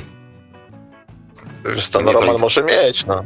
No, miłość takie rzeczy. No to szybciej zaczął od nas. SAR-100 to jest tak, ultra po niemiecku, 30 W nawet to osiąga. Ale tutaj, no niestety kolumny musimy zapamiętać SBR-200 i SBR-100, bo dopiero na kolumnie na stronie 30 będą parametry, co mnie bardzo ciekawi. R200 i R100. Dobra. Lecimy. Zestaw 007. Ciekawe, czemu to tak nazwali. Nie? Bo tutaj już są maluszki. O właśnie. No tak, widzimy no tutaj. To ma szerokość, żeby nie skłamać, bo 2 kaset, tak? No to tak, to chyba 30 parę centymetrów. 33 centymetrów. Bo kasetę się wkłada typowo samochodowo, natomiast DBX-a wrąbali. Czyli nawet nie 36, myślę, że mniej nawet to ma. Tym się akurat powinien pochwalić, ile to ma centymetrów. 18. 18 centymetrów to ma? Mhm. To jest jeszcze mniejsze niż myślisz po prostu. Tak, 80 mm, to jest tak małe, że aż nie wyobrażalnie mało. No zobacz, masz kasetę, no to kasetę wkładaną samochodem, bokiem, no, dokładnie. Bokiem, tak. Tu masz ile ona ma bokiem? 6-8 centymetrów? No, to było 2 kasety i trochę. Ale masz wszystko, masz DBX-a, masz V-meter, co tutaj mamy? Mamy sterowanie od tej kasety w drugim członie, bo to jest chyba, no tak, to jest jeden kawałeczek, później mamy... Masz tu jeszcze pilota, ale to jest urocze maleństwo i też, wiesz, trafienie na coś takiego w komplecie, no to jest podobne jak ustrzelenie tego płaskiego Technicsa na ścianę wraz z tymi kolumnami. Myślę, że tak, a szczególnie, że każdy zobaczy, mimo że małe, ale takie wychyło, no to od razu powie, o, ja to chcę. Ale słuchaj, jak to jest, tutaj już nie ma tolerancji, zawsze tutaj 0 decybeli ukryli mniej więcej pomiędzy 10 a 50 watami, żeby nie było przypału. Tak. Tam w tym przypadku tych końcówek mocy mieliśmy tam jeszcze, mieliśmy 50, 100, 200, 300, a tutaj mamy 2 razy 28, czyli tak prawie, że w połowie, troszeczkę ponad połowę, pomiędzy 10 a 50. I tak sprytnie to zaprezentowani, że do 50 W w piku wali. Mamy do tego jeszcze korektor. Tak, dodatkowo. No tak, faktycznie jest napisane 180 mm, zgadza się. No, plus minus 12 dB. W zasadzie ten korektor też możecie podpiąć do czego chcecie i też będzie wam działał. To jest akurat taki ukłon, to tak jak ja lubię małe kolumny, tak samo takie sprzęty. No to jest chyba kwintesencja tego hi-fi z lat 80, właśnie coś kompaktowego, małego. Okej. Tutaj mamy zaznaczone, że jest to budowa modułowa, czyli tak jak w produktach REM, chyba to było w REMie coś takiego mieli, nie? REM albo RFT miało wieżę, gdzie było dokładnie tak samo, czyli miałeś po prostu gniazda z tyłu, to się łączyło w jeden segment jak klocki Lego. Tutaj to masz i mówiąc szczerze, gdyby tutaj się pozbyć tego napisu Technics, wrąbać w to miejsce napis Sony, to by było na miejscu. Tak, mamy tutaj takie przyciski membranowe.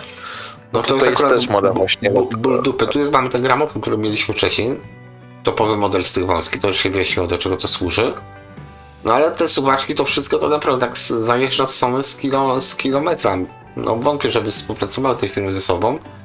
Jest V-meter, jest, proszę. Nawet V-meter taki na diodach skromny, bo skromny, ale jest. I działa, więc ile to ma w ogóle szerokości? To akurat ten parametr jest dość interesujący. Szukaj, misiu, centymetrów. Nie napisali. To nie ma, niestety. Nieładnie. Bardzo nieładnie. Tutaj chyba podobnych gabarytów. HiFi Jacket System 66. Dobrze, że nie 666, bo to stwierdziłbym. Chociaż Japończycy mają wywalone jajca na te wszystkie, wiesz, nasze zabobony i tak dalej. Rzeczy z historii, których my nie możemy robić. Oni to... No to ich nie dotyczy, u nich wojna nie była. Tak jak u nas, więc... ciekawe. No Japonia to jest stan umysłu w pewnym sensie. Podejrzewam, że Japończyk by przyjechał do Polski, też by powiedział, że Polska to jest stan umysłu. Więc jesteśmy kwita. Teraz tak wracam. 1-1. Tak, 1-1. Dokładnie. No, myślę, że po paru takich bardziej naszych tutaj lokalnych daniach to by wymiękł. Okej, 38 watów SU6, bo to jest taki panel, 38 watów ta wieża. I teraz tak, 16 na basie, no to głośniczki takie powiedzmy grające, bo tutaj chyba, nie wiem, tu, znaczy chyba mówię, ale tu są bass reflex wyloty z boku takie ukryte. Po bokach średniotonowego, natomiast cała reszta jest powiedzmy taka, w latach 80 no szarpałbym tą wieżę. No ja na pewno szarpałbym tą mini wieżę, tą No, mini tak. z poprzedniej strony, bo ona naprawdę była bardzo ładna. Wiesz co, ale no myślę, że na to no raczej nie byłoby cię stać wtedy. Ja cię rozumiem, Bo no, wtedy no nie byłoby mnie. Miniaturyzacja była topem, tak jak myślę, czym mniejszy było fajniejsze, tak? Czym mniejszy wallpen był lepszy i tak dalej, droższy de facto, więc tutaj podobnie. Przerwałem ci teraz ja po chamsku, tak więc mów. Nie no, nic, ja zmierzałem do tego, że faktycznie w 85 stać mi było na Matchboxa z Peweksu, a nie na taką wieżę. Pamiętam do dzisiaj, Matchboxy w Peweksie kosztowały 90 centów przez długie lata, były po 90 centów Matchboxy w Peweksie. Okej, czyli dużo pieniążków. I to był wtedy mój cel życiowy, chodząc do szkoły podstawowej. Okej. Tutaj mamy znowu zestaw taki, no powiedzmy na zachodzie dla nastolatka. Też to Direct Connection, właśnie te kostki. Ciekawe jak to przeżyło do dzisiejszych czasów. To pewnie jest składane. Aczkolwiek swoją drogą te kostki, które łączą to wszystko, to też jest jedno ale. To znaczy tyle, że nie podłączyć żadnego z tych segmentów do czegoś innego. Prawdopodobnie. Dobrze jest mieć cały zestaw, no. O, dobra. No to widzisz tutaj. czerwony nawet był, o. Białe, czerwone i... Tu są te SBF 071, 50 Hz do 20 tysięcy. No tutaj widzisz, to jest też piękne. 50 Hz do 20 tysięcy, ale też zapewne przy niskich częstotliwościach, przy tych wysokich od 16 dB spada, więc w zasadzie te herce to możecie sobie w książeczkę włożyć. Tutaj jak to ma od 150 do nie wiem 16 kHz, to powinniśmy się cieszyć, że takie pasmo przenoszenia to zapewnia. Aczkolwiek 18 na bas wcisnęli. Dobra, patrzymy na to większe. No widzisz, tu masz magnetofon z amplitunerem. Ja kiedyś chciałem kupić tego czerwonego, bo był na eBayu, mi się wydaje. Znaczy, oczywiście nie ten, natomiast to wydanie było na eBayu czerwonego, to jakoś nie było taktycznie drogie, natomiast jak zawsze mówię, no koszty przesyłki wywalają, tak? I teraz już widzę, do czego to było. To był zestaw, po prostu jeszcze do tego gramofon i 2 kolumny, więc jak kiedyś będę się... dopasował. Gorzej jakbyś kupił czerwony, bo wtedy byś był czerwony. A kolumny tak, byś tam... ale widziałem czerwony i właśnie dlatego, że był czerwony, bardzo mnie zainteresował, tak? No te brązowo-brunatne typowe w kolorze Technicsa, częściej one występują, one się trafiają, nawet u nas na Allegro jakiś rok temu widziałem. Okej, teraz tak na szybko, bo tutaj widzę, że są po prostu Pro 7 system, czyli w zasadzie możemy podziwiać korektor, on był tutaj, ten z VB-terem na środku. Tak, był. To tutaj jest dokładnie to, co żeśmy widzieli, osobno poskładane w wieże. Nie dlatego spojrzałem sobie tylko. Widzisz, masz ten korektor po prawej, który mówiłeś, że powinien być topowym, a nie był. Tam masz ten wzmacniacz pod nim, więc to jest to, co żeśmy widzieli i poskładane w komplety. Znaczy najgorzej ten wzmacniacz z tego się prezentuje, tak szczerze mówiąc. Cała reszta jest taka zapchana, a tutaj jest tak... To jest ten uboższy wzmacniacz, mi się wydaje. Dokładnie. Tak, bo tam były 2. A tutaj masz końcówkę mocy i preampa w takim wypadku. Tak. Dokładnie, więc to zdecydowanie ten Pro wygrywa, jeśli chodzi o taki ekspres wizualny, bo to można było sobie oczywiście wybrać, jak się chce złożyć to, czy tamto, czy inne, czy owe i było dobrze. A teraz znowu jedziemy w dół, tak? V4X HiFi Systems, czyli taki najbardziej znany, bym powiedział. To jeszcze takie do złożenia.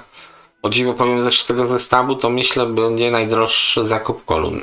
Znaczy tutaj zasadniczo wszystko jest do złożenia. No, najgorszą sprawą będzie znalezienie tych kolumn z tymi przetwornikami płaskimi. Tak? W dobrym sensie, znaczy w dobrym stanie. No, tak. Tutaj też jak pojedziemy V1, Z400, tutaj Z sobie zobaczymy. Na tym dużych wskaźnikach. Oczywiście reel to reel. Kaseta. No kolumny takie, no ten pierwszy model, troszeczkę większy głośnik, ten zabawny taki manewr. Że jest to wytłoczenie czarne, które optycznie powiększa sam przetwornik. A tutaj to samo zresztą, co będę się podniecał. Dobra, Z200, Z100, to tutaj myślę, że po prostu trzeba spojrzeć na spokojnie na to i jechać dalej z tym koksem, bo to już wszystko przerobiliśmy po detalach. To już były te najniższe modele wzmacniaczy. No i tu mamy już dodatki. O, timerek. Mikrofony. Timerki są do kupienia. To nas interesuje. Timer. Przepraszam, żaden z drogi. Timer. Czy po niemiecku to jest? Timers. Vorprogrammieren Bererer Audio Timer. No, teraz macie. Dajmy temu spokój. No, dobra. Słuchamy. Mamy takie słuchawki walkmanowe prawie. Technics kaseta magnetofonowa, tak. 60, XA i MX, bo tutaj nie można było chrom. CRO2, widocznie nazwy chrom nie mogli, ale CRO2 mogli napisać sobie Chrome Position. No dobra, niech będzie. Antenka. No Antena pokojowa. Następny mikrofon. To już stos. No. Ona jest na baterię, tak? Zasilana. No ciekawostka. Dobra. No i tutaj te szapki mamy, w których Mikrofon. pakowali te wieże, które przed chwilą oddali. Tutaj sobie Dane techniczne. Gramofony to tak mało interesujące. 20 do 20, 4 do 20, nawet proszę P15. 4 Hz do 20 stosują. No, parametry wkładki naprawdę fajne na papierze. Dobra. Tutaj mamy Digital Audio Gerate. To jest ten dodatkowy chyba procesor, dobra.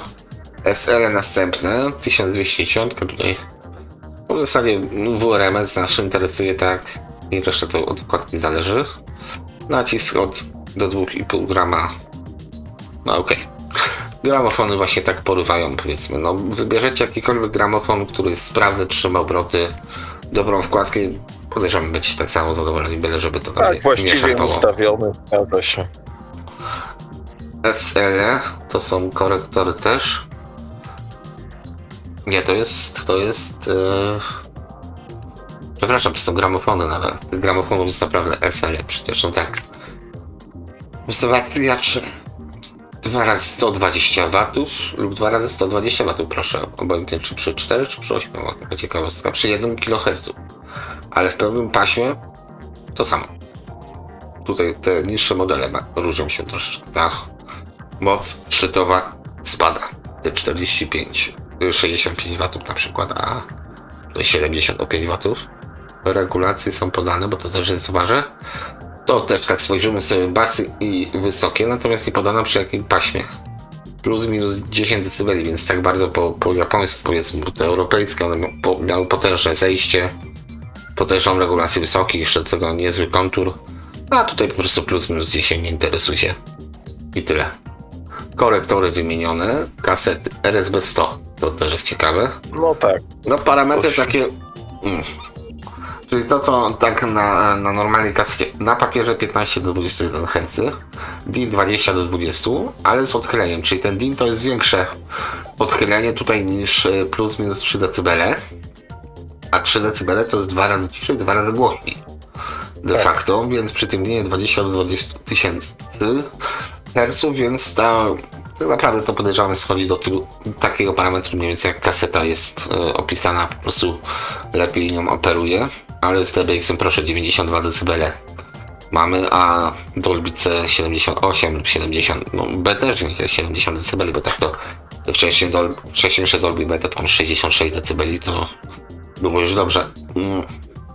Okej, 430 cm szerokości, dwie amorficzne głowice i w zasadzie tutaj o RSB 100 tyle. Latę szpilery pojechaliśmy. Tutaj wzmacniacze to mi się też poszukacie w necie, będziecie chcieli jakiś konkretny styl wzmacniaczy, sobie będzie dokładnie to spokojnie, parametry będą dostępne. A jak już obiecałem, szukam. A zobaczmy ten najtańszy magnetofon jeszcze, szczerze mówiąc.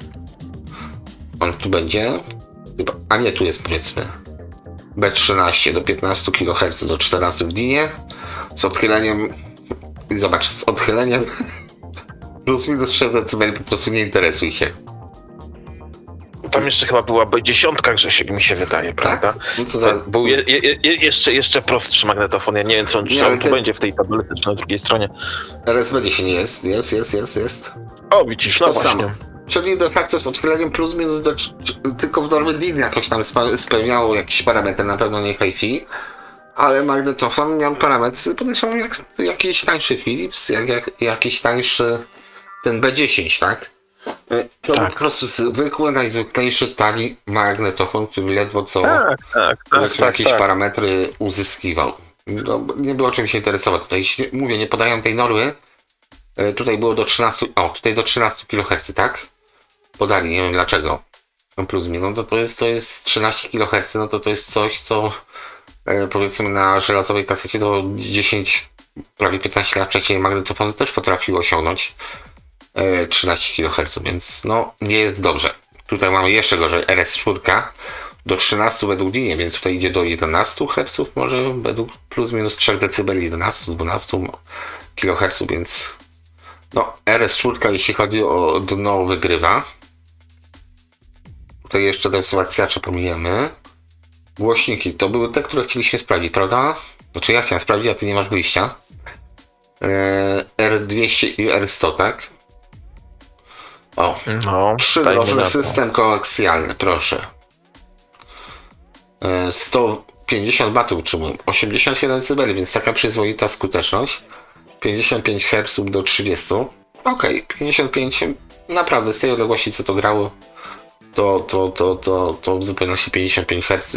Nie dajcie się zbajerować, mówię, na te 20 Hz, bo to musicie mieć małe boisko do tenisa, żeby te 20 Hz rzeczywiście w jakiś sposób usłyszeć, czy też odczuć, a niekoniecznie to nawet jest zdrowe, bo to już tak poniżej... No i faktycznie są to, spójrzcie, dość płaskie, bo 65. przetworniki razem z obudowami 6,5 cm, w wypadku tych większych 8,5 cm, To także maleństwo. naprawdę te 6,5 cm to jest bardzo płytkie, to nawet równorzędne im, czasami jak oglądamy tak zwane te kolumny płaskie, no to mają powiedzmy, wiecie, już z 8 cm, no to już jest płaska, tak, 10, a tutaj 11. 6,5 Tak. cm, tak, to robi robotę. Tutaj myślę, że te głośniki są już zupełnie, to też, no, taka ciekawostka, może tak, żeby sobie zobaczyć, gdzieś tam pewno znajdzie się tego głośników. Wcale mi nie dziwię się tam zawieszenie w ogóle i magnesy są totalnie popierdzielone, więc ogólnie szapoba za to, że zrobili. To jest 25 cm, ta mniejsza, ten większy ma 32 cm, więc całkiem spory głośnik. Całkiem Spore tak. głośniki, spory głośniki, No tak powinien tak. powiedzieć. No tak. No jest jeden, ale głośniki. No i dużo więcej kolumn, tutaj cięcie jest podane, to tutaj jest akurat bardzo nisko na przykład podane, 1,5 kHz. A nie, 4 kHz, przepraszam, 4,5, no to te 4,5 kHz do 5 kHz, jeśli chodzi o głośnik wysokotonowy, jak najbardziej ok. Tu jest ciekawe, że podali inne cięcie dla 4 ohmów też. Przy 4 już jest przy 4 kHz cięcie. To jest do przeanalizowania, może ktoś w komentarzu napisze, o co tu chodzi. Że zwrotnica, no, zwrotnica zmienia się w zależności od oporności. Tutaj mamy F1, to były te malutkie, tak? To mnie ciekawiło, czy tu są 14 cm, 12 cm głośnik, 50-40 W, 88 dB, co całkiem jest niezłym wynikiem przy takich wymiarach 15 na 25 na 17 cm. 5 kg, tylko nie napisano, z czego to jest zrobione. 34,50, 34,30. To już teraz się chyba nie będziemy interesować z tym. No i co? Skończyliśmy. Dareczku, myślałem, że pójdzie szybciej. Wyszło jak zawsze. Nic z tym nie zrobię. Znaczy, wiesz, było trochę ciekawego sprzętu, szczególnie z początku, a pod koniec również. Tutaj ten naleśnik, czy tam ta mikrowieża, więc No ale widzisz, pomysł jest jest czego tutaj... szukać. i jest nad czym pomyśleć, jest nad czym oko zawiesić, także można poszukać sobie czegoś i sobie kupić. Tylko jakby ktoś powiedział, że to jest rewolucyjny system, to Brown coś takiego robił już w latach 60. i telefunkę, właśnie taki zestaw na ścianę. To jest po prostu odgrzewanie dosłownie kotleta sprzed 20 lat, gdzie można było coś takiego zawiesić, tylko no wiadomo, w Brownie, w telefunkę nie to każda funkcja, gdzie tu mamy wszystko all in one, jak to się ładnie mówi po angielsku. Tam no niestety tych klocków jest dużo więcej i na pewno jak spadnie dużo więcej. Natomiast tutaj wizualnie jest to bardzo ładnie zrobione. Tak, 85 rok, Technics, no może poza tymi amplitunerami, bo tutaj naprawdę, choćbym chciał, to mówiąc szczerze, no nie wydałbym na to pieniędzy. No zgadza się, to są... Nie wydałbym na żadne... Znaczy, wiesz, chodzi mi o to, że rzeczywiście to była era tych segmentów, bo za żaden z tych amplitunerów nie dałbym chyba nawet, nie wiem, 100 zł, bo nie wiedziałbym, co z tym zrobić.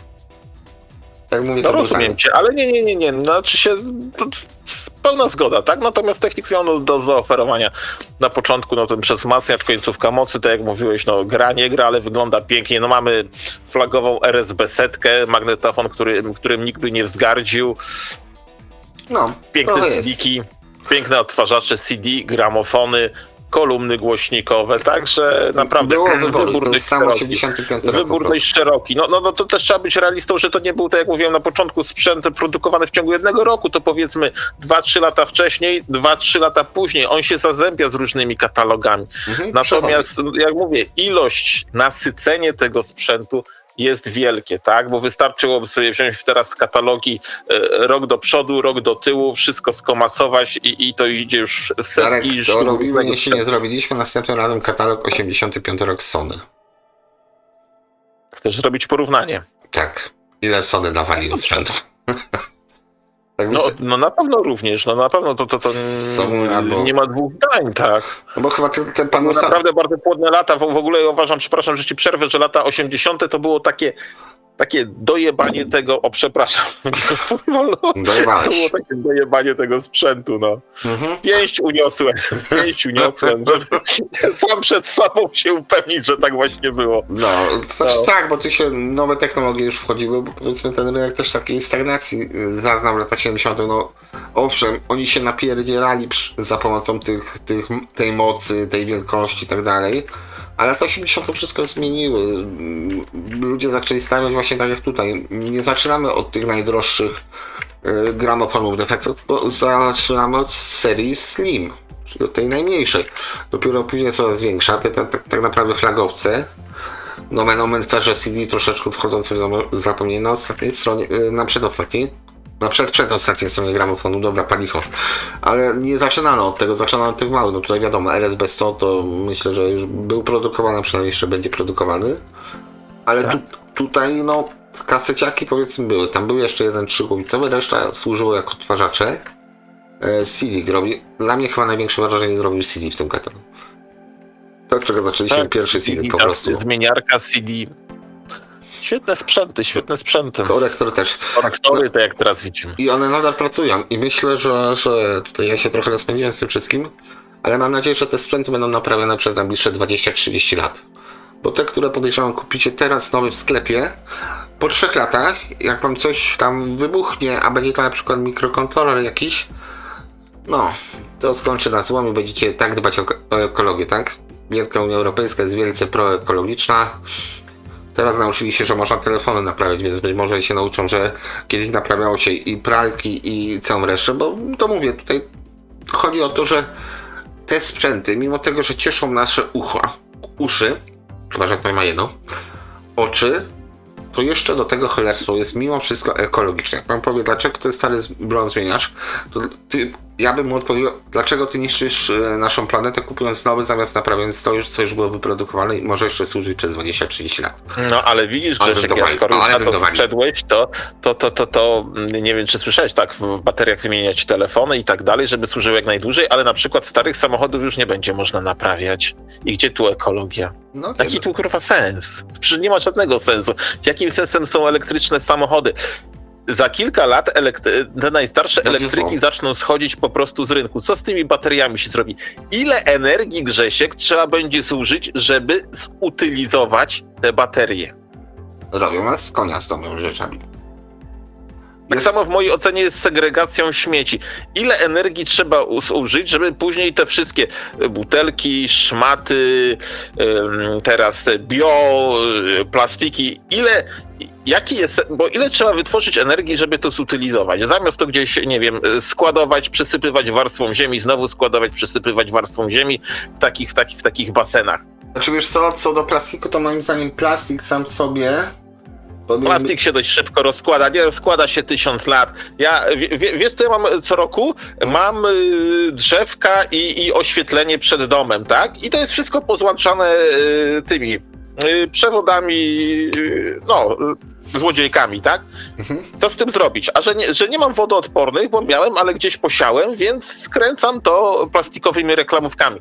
Taka plastikowa, Grzesiek, reklamówka wytrzymuje mi rok czasu, 1,5. Ona po prostu, ja podchodzę do tego, w tej chwili nawet byłem, i ona mi się rozpada w ręku. Jak ktoś mi mówi, że plastikowa reklamówka rozpada się 100 czy 1000 lat, no, tak. To ja cię spuentuję, zanim ktoś się spuentuje z publiczności. Nie chodzi o to, że ci się rozkłada z ręku, tylko powstaje mikroplastik, który nadal się rozkłada. Co z tego, że to ci się rozleciało? Jak ten plastik po prostu w małej formie, on cały czas trafia właśnie do wody, do gruntu, do wszystkiego i to jest problem z plastikiem. Butelkę zbijesz, butelkę stopisz. Ale to ja powiem teraz jeszcze raz. W przypadku nieposiadania na przykład tak fakt elektrowni atomowych, takiej energii, no to jedziemy na węglu, jedziemy na gazie, tak? Teraz, żeby przetworzyć ten plastik i to wszystko, no to jest potrzebna energia. Jest potrzebne więcej energii, niż by było potrzeba, gdyby tego nie robić. No dobra, ale chodzi o to teraz, o czym ja mówię cały czas. Tu chodzi o pieniądze. Jak nie wiadomo o co chodzi, to chodzi o pieniądze. Po prostu oczywiście, że tak. zawsze będzie za mało. Pełna zgoda, oczywiście, że tak. Zamiast robić to dobrze, to my tutaj jesteśmy właśnie też tak jak takie króliczki w klatce. Jesteśmy dobrze karmieni, ładnie ubrani, nowe buciki mamy i tak dalej. Ale nadal jesteśmy króliczkami, moim zdaniem. Tak.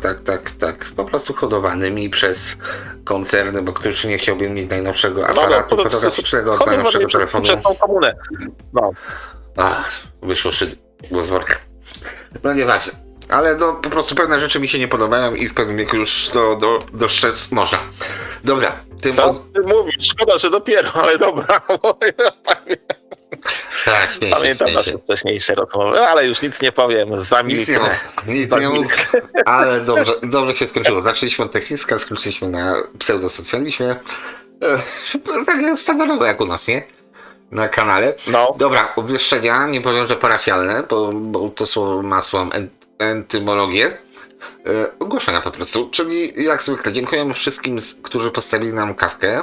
Doceniamy, bo to jest takie docenianie naszej pracy, którą tutaj, mimo wszystko przez te 2 godziny, jesteśmy tutaj, to też się dobrze bawimy, ale miło jest to, że robimy to dla was i miło jest też, że to doceniacie, to po pierwsze. Druga sprawa, coś co zawsze mówię na początku, bardzo upierdliwie, zapraszam do subskrypcji kanału, bo jak będzie.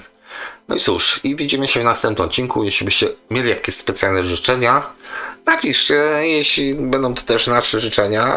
Myślę, że tak, to postaramy się to jakoś przedstawić, przybliżyć, podzielić wiedzą i na pewno ciekawą rozmową. Dziękuję. Ale to widzicie, jaka to jest demokracja. Jak wasze życzenia będą się korelować z naszymi życzeniami, to będą zrobione, ale jak nie będą się korelować z naszymi życzeniami, to nie będą. Sprawiedliwość, czekaj, tego, jak to było? Czekaj. Jak to było? Widzisz, wspomniałem. Sąd sądem, ale sprawiedliwość musi być po naszej stronie i tego się trzeba trzymać. Dokładnie tak. Weź 2 granaty. Tak jest. Najpierw z wami się żegnam, czyli na razie trzymajcie się i trzymaj się, Darku. Dziękuję. Cześć. Hej. Wy też się trzymajcie. Cześć, do usłyszenia, do zobaczenia. Hej.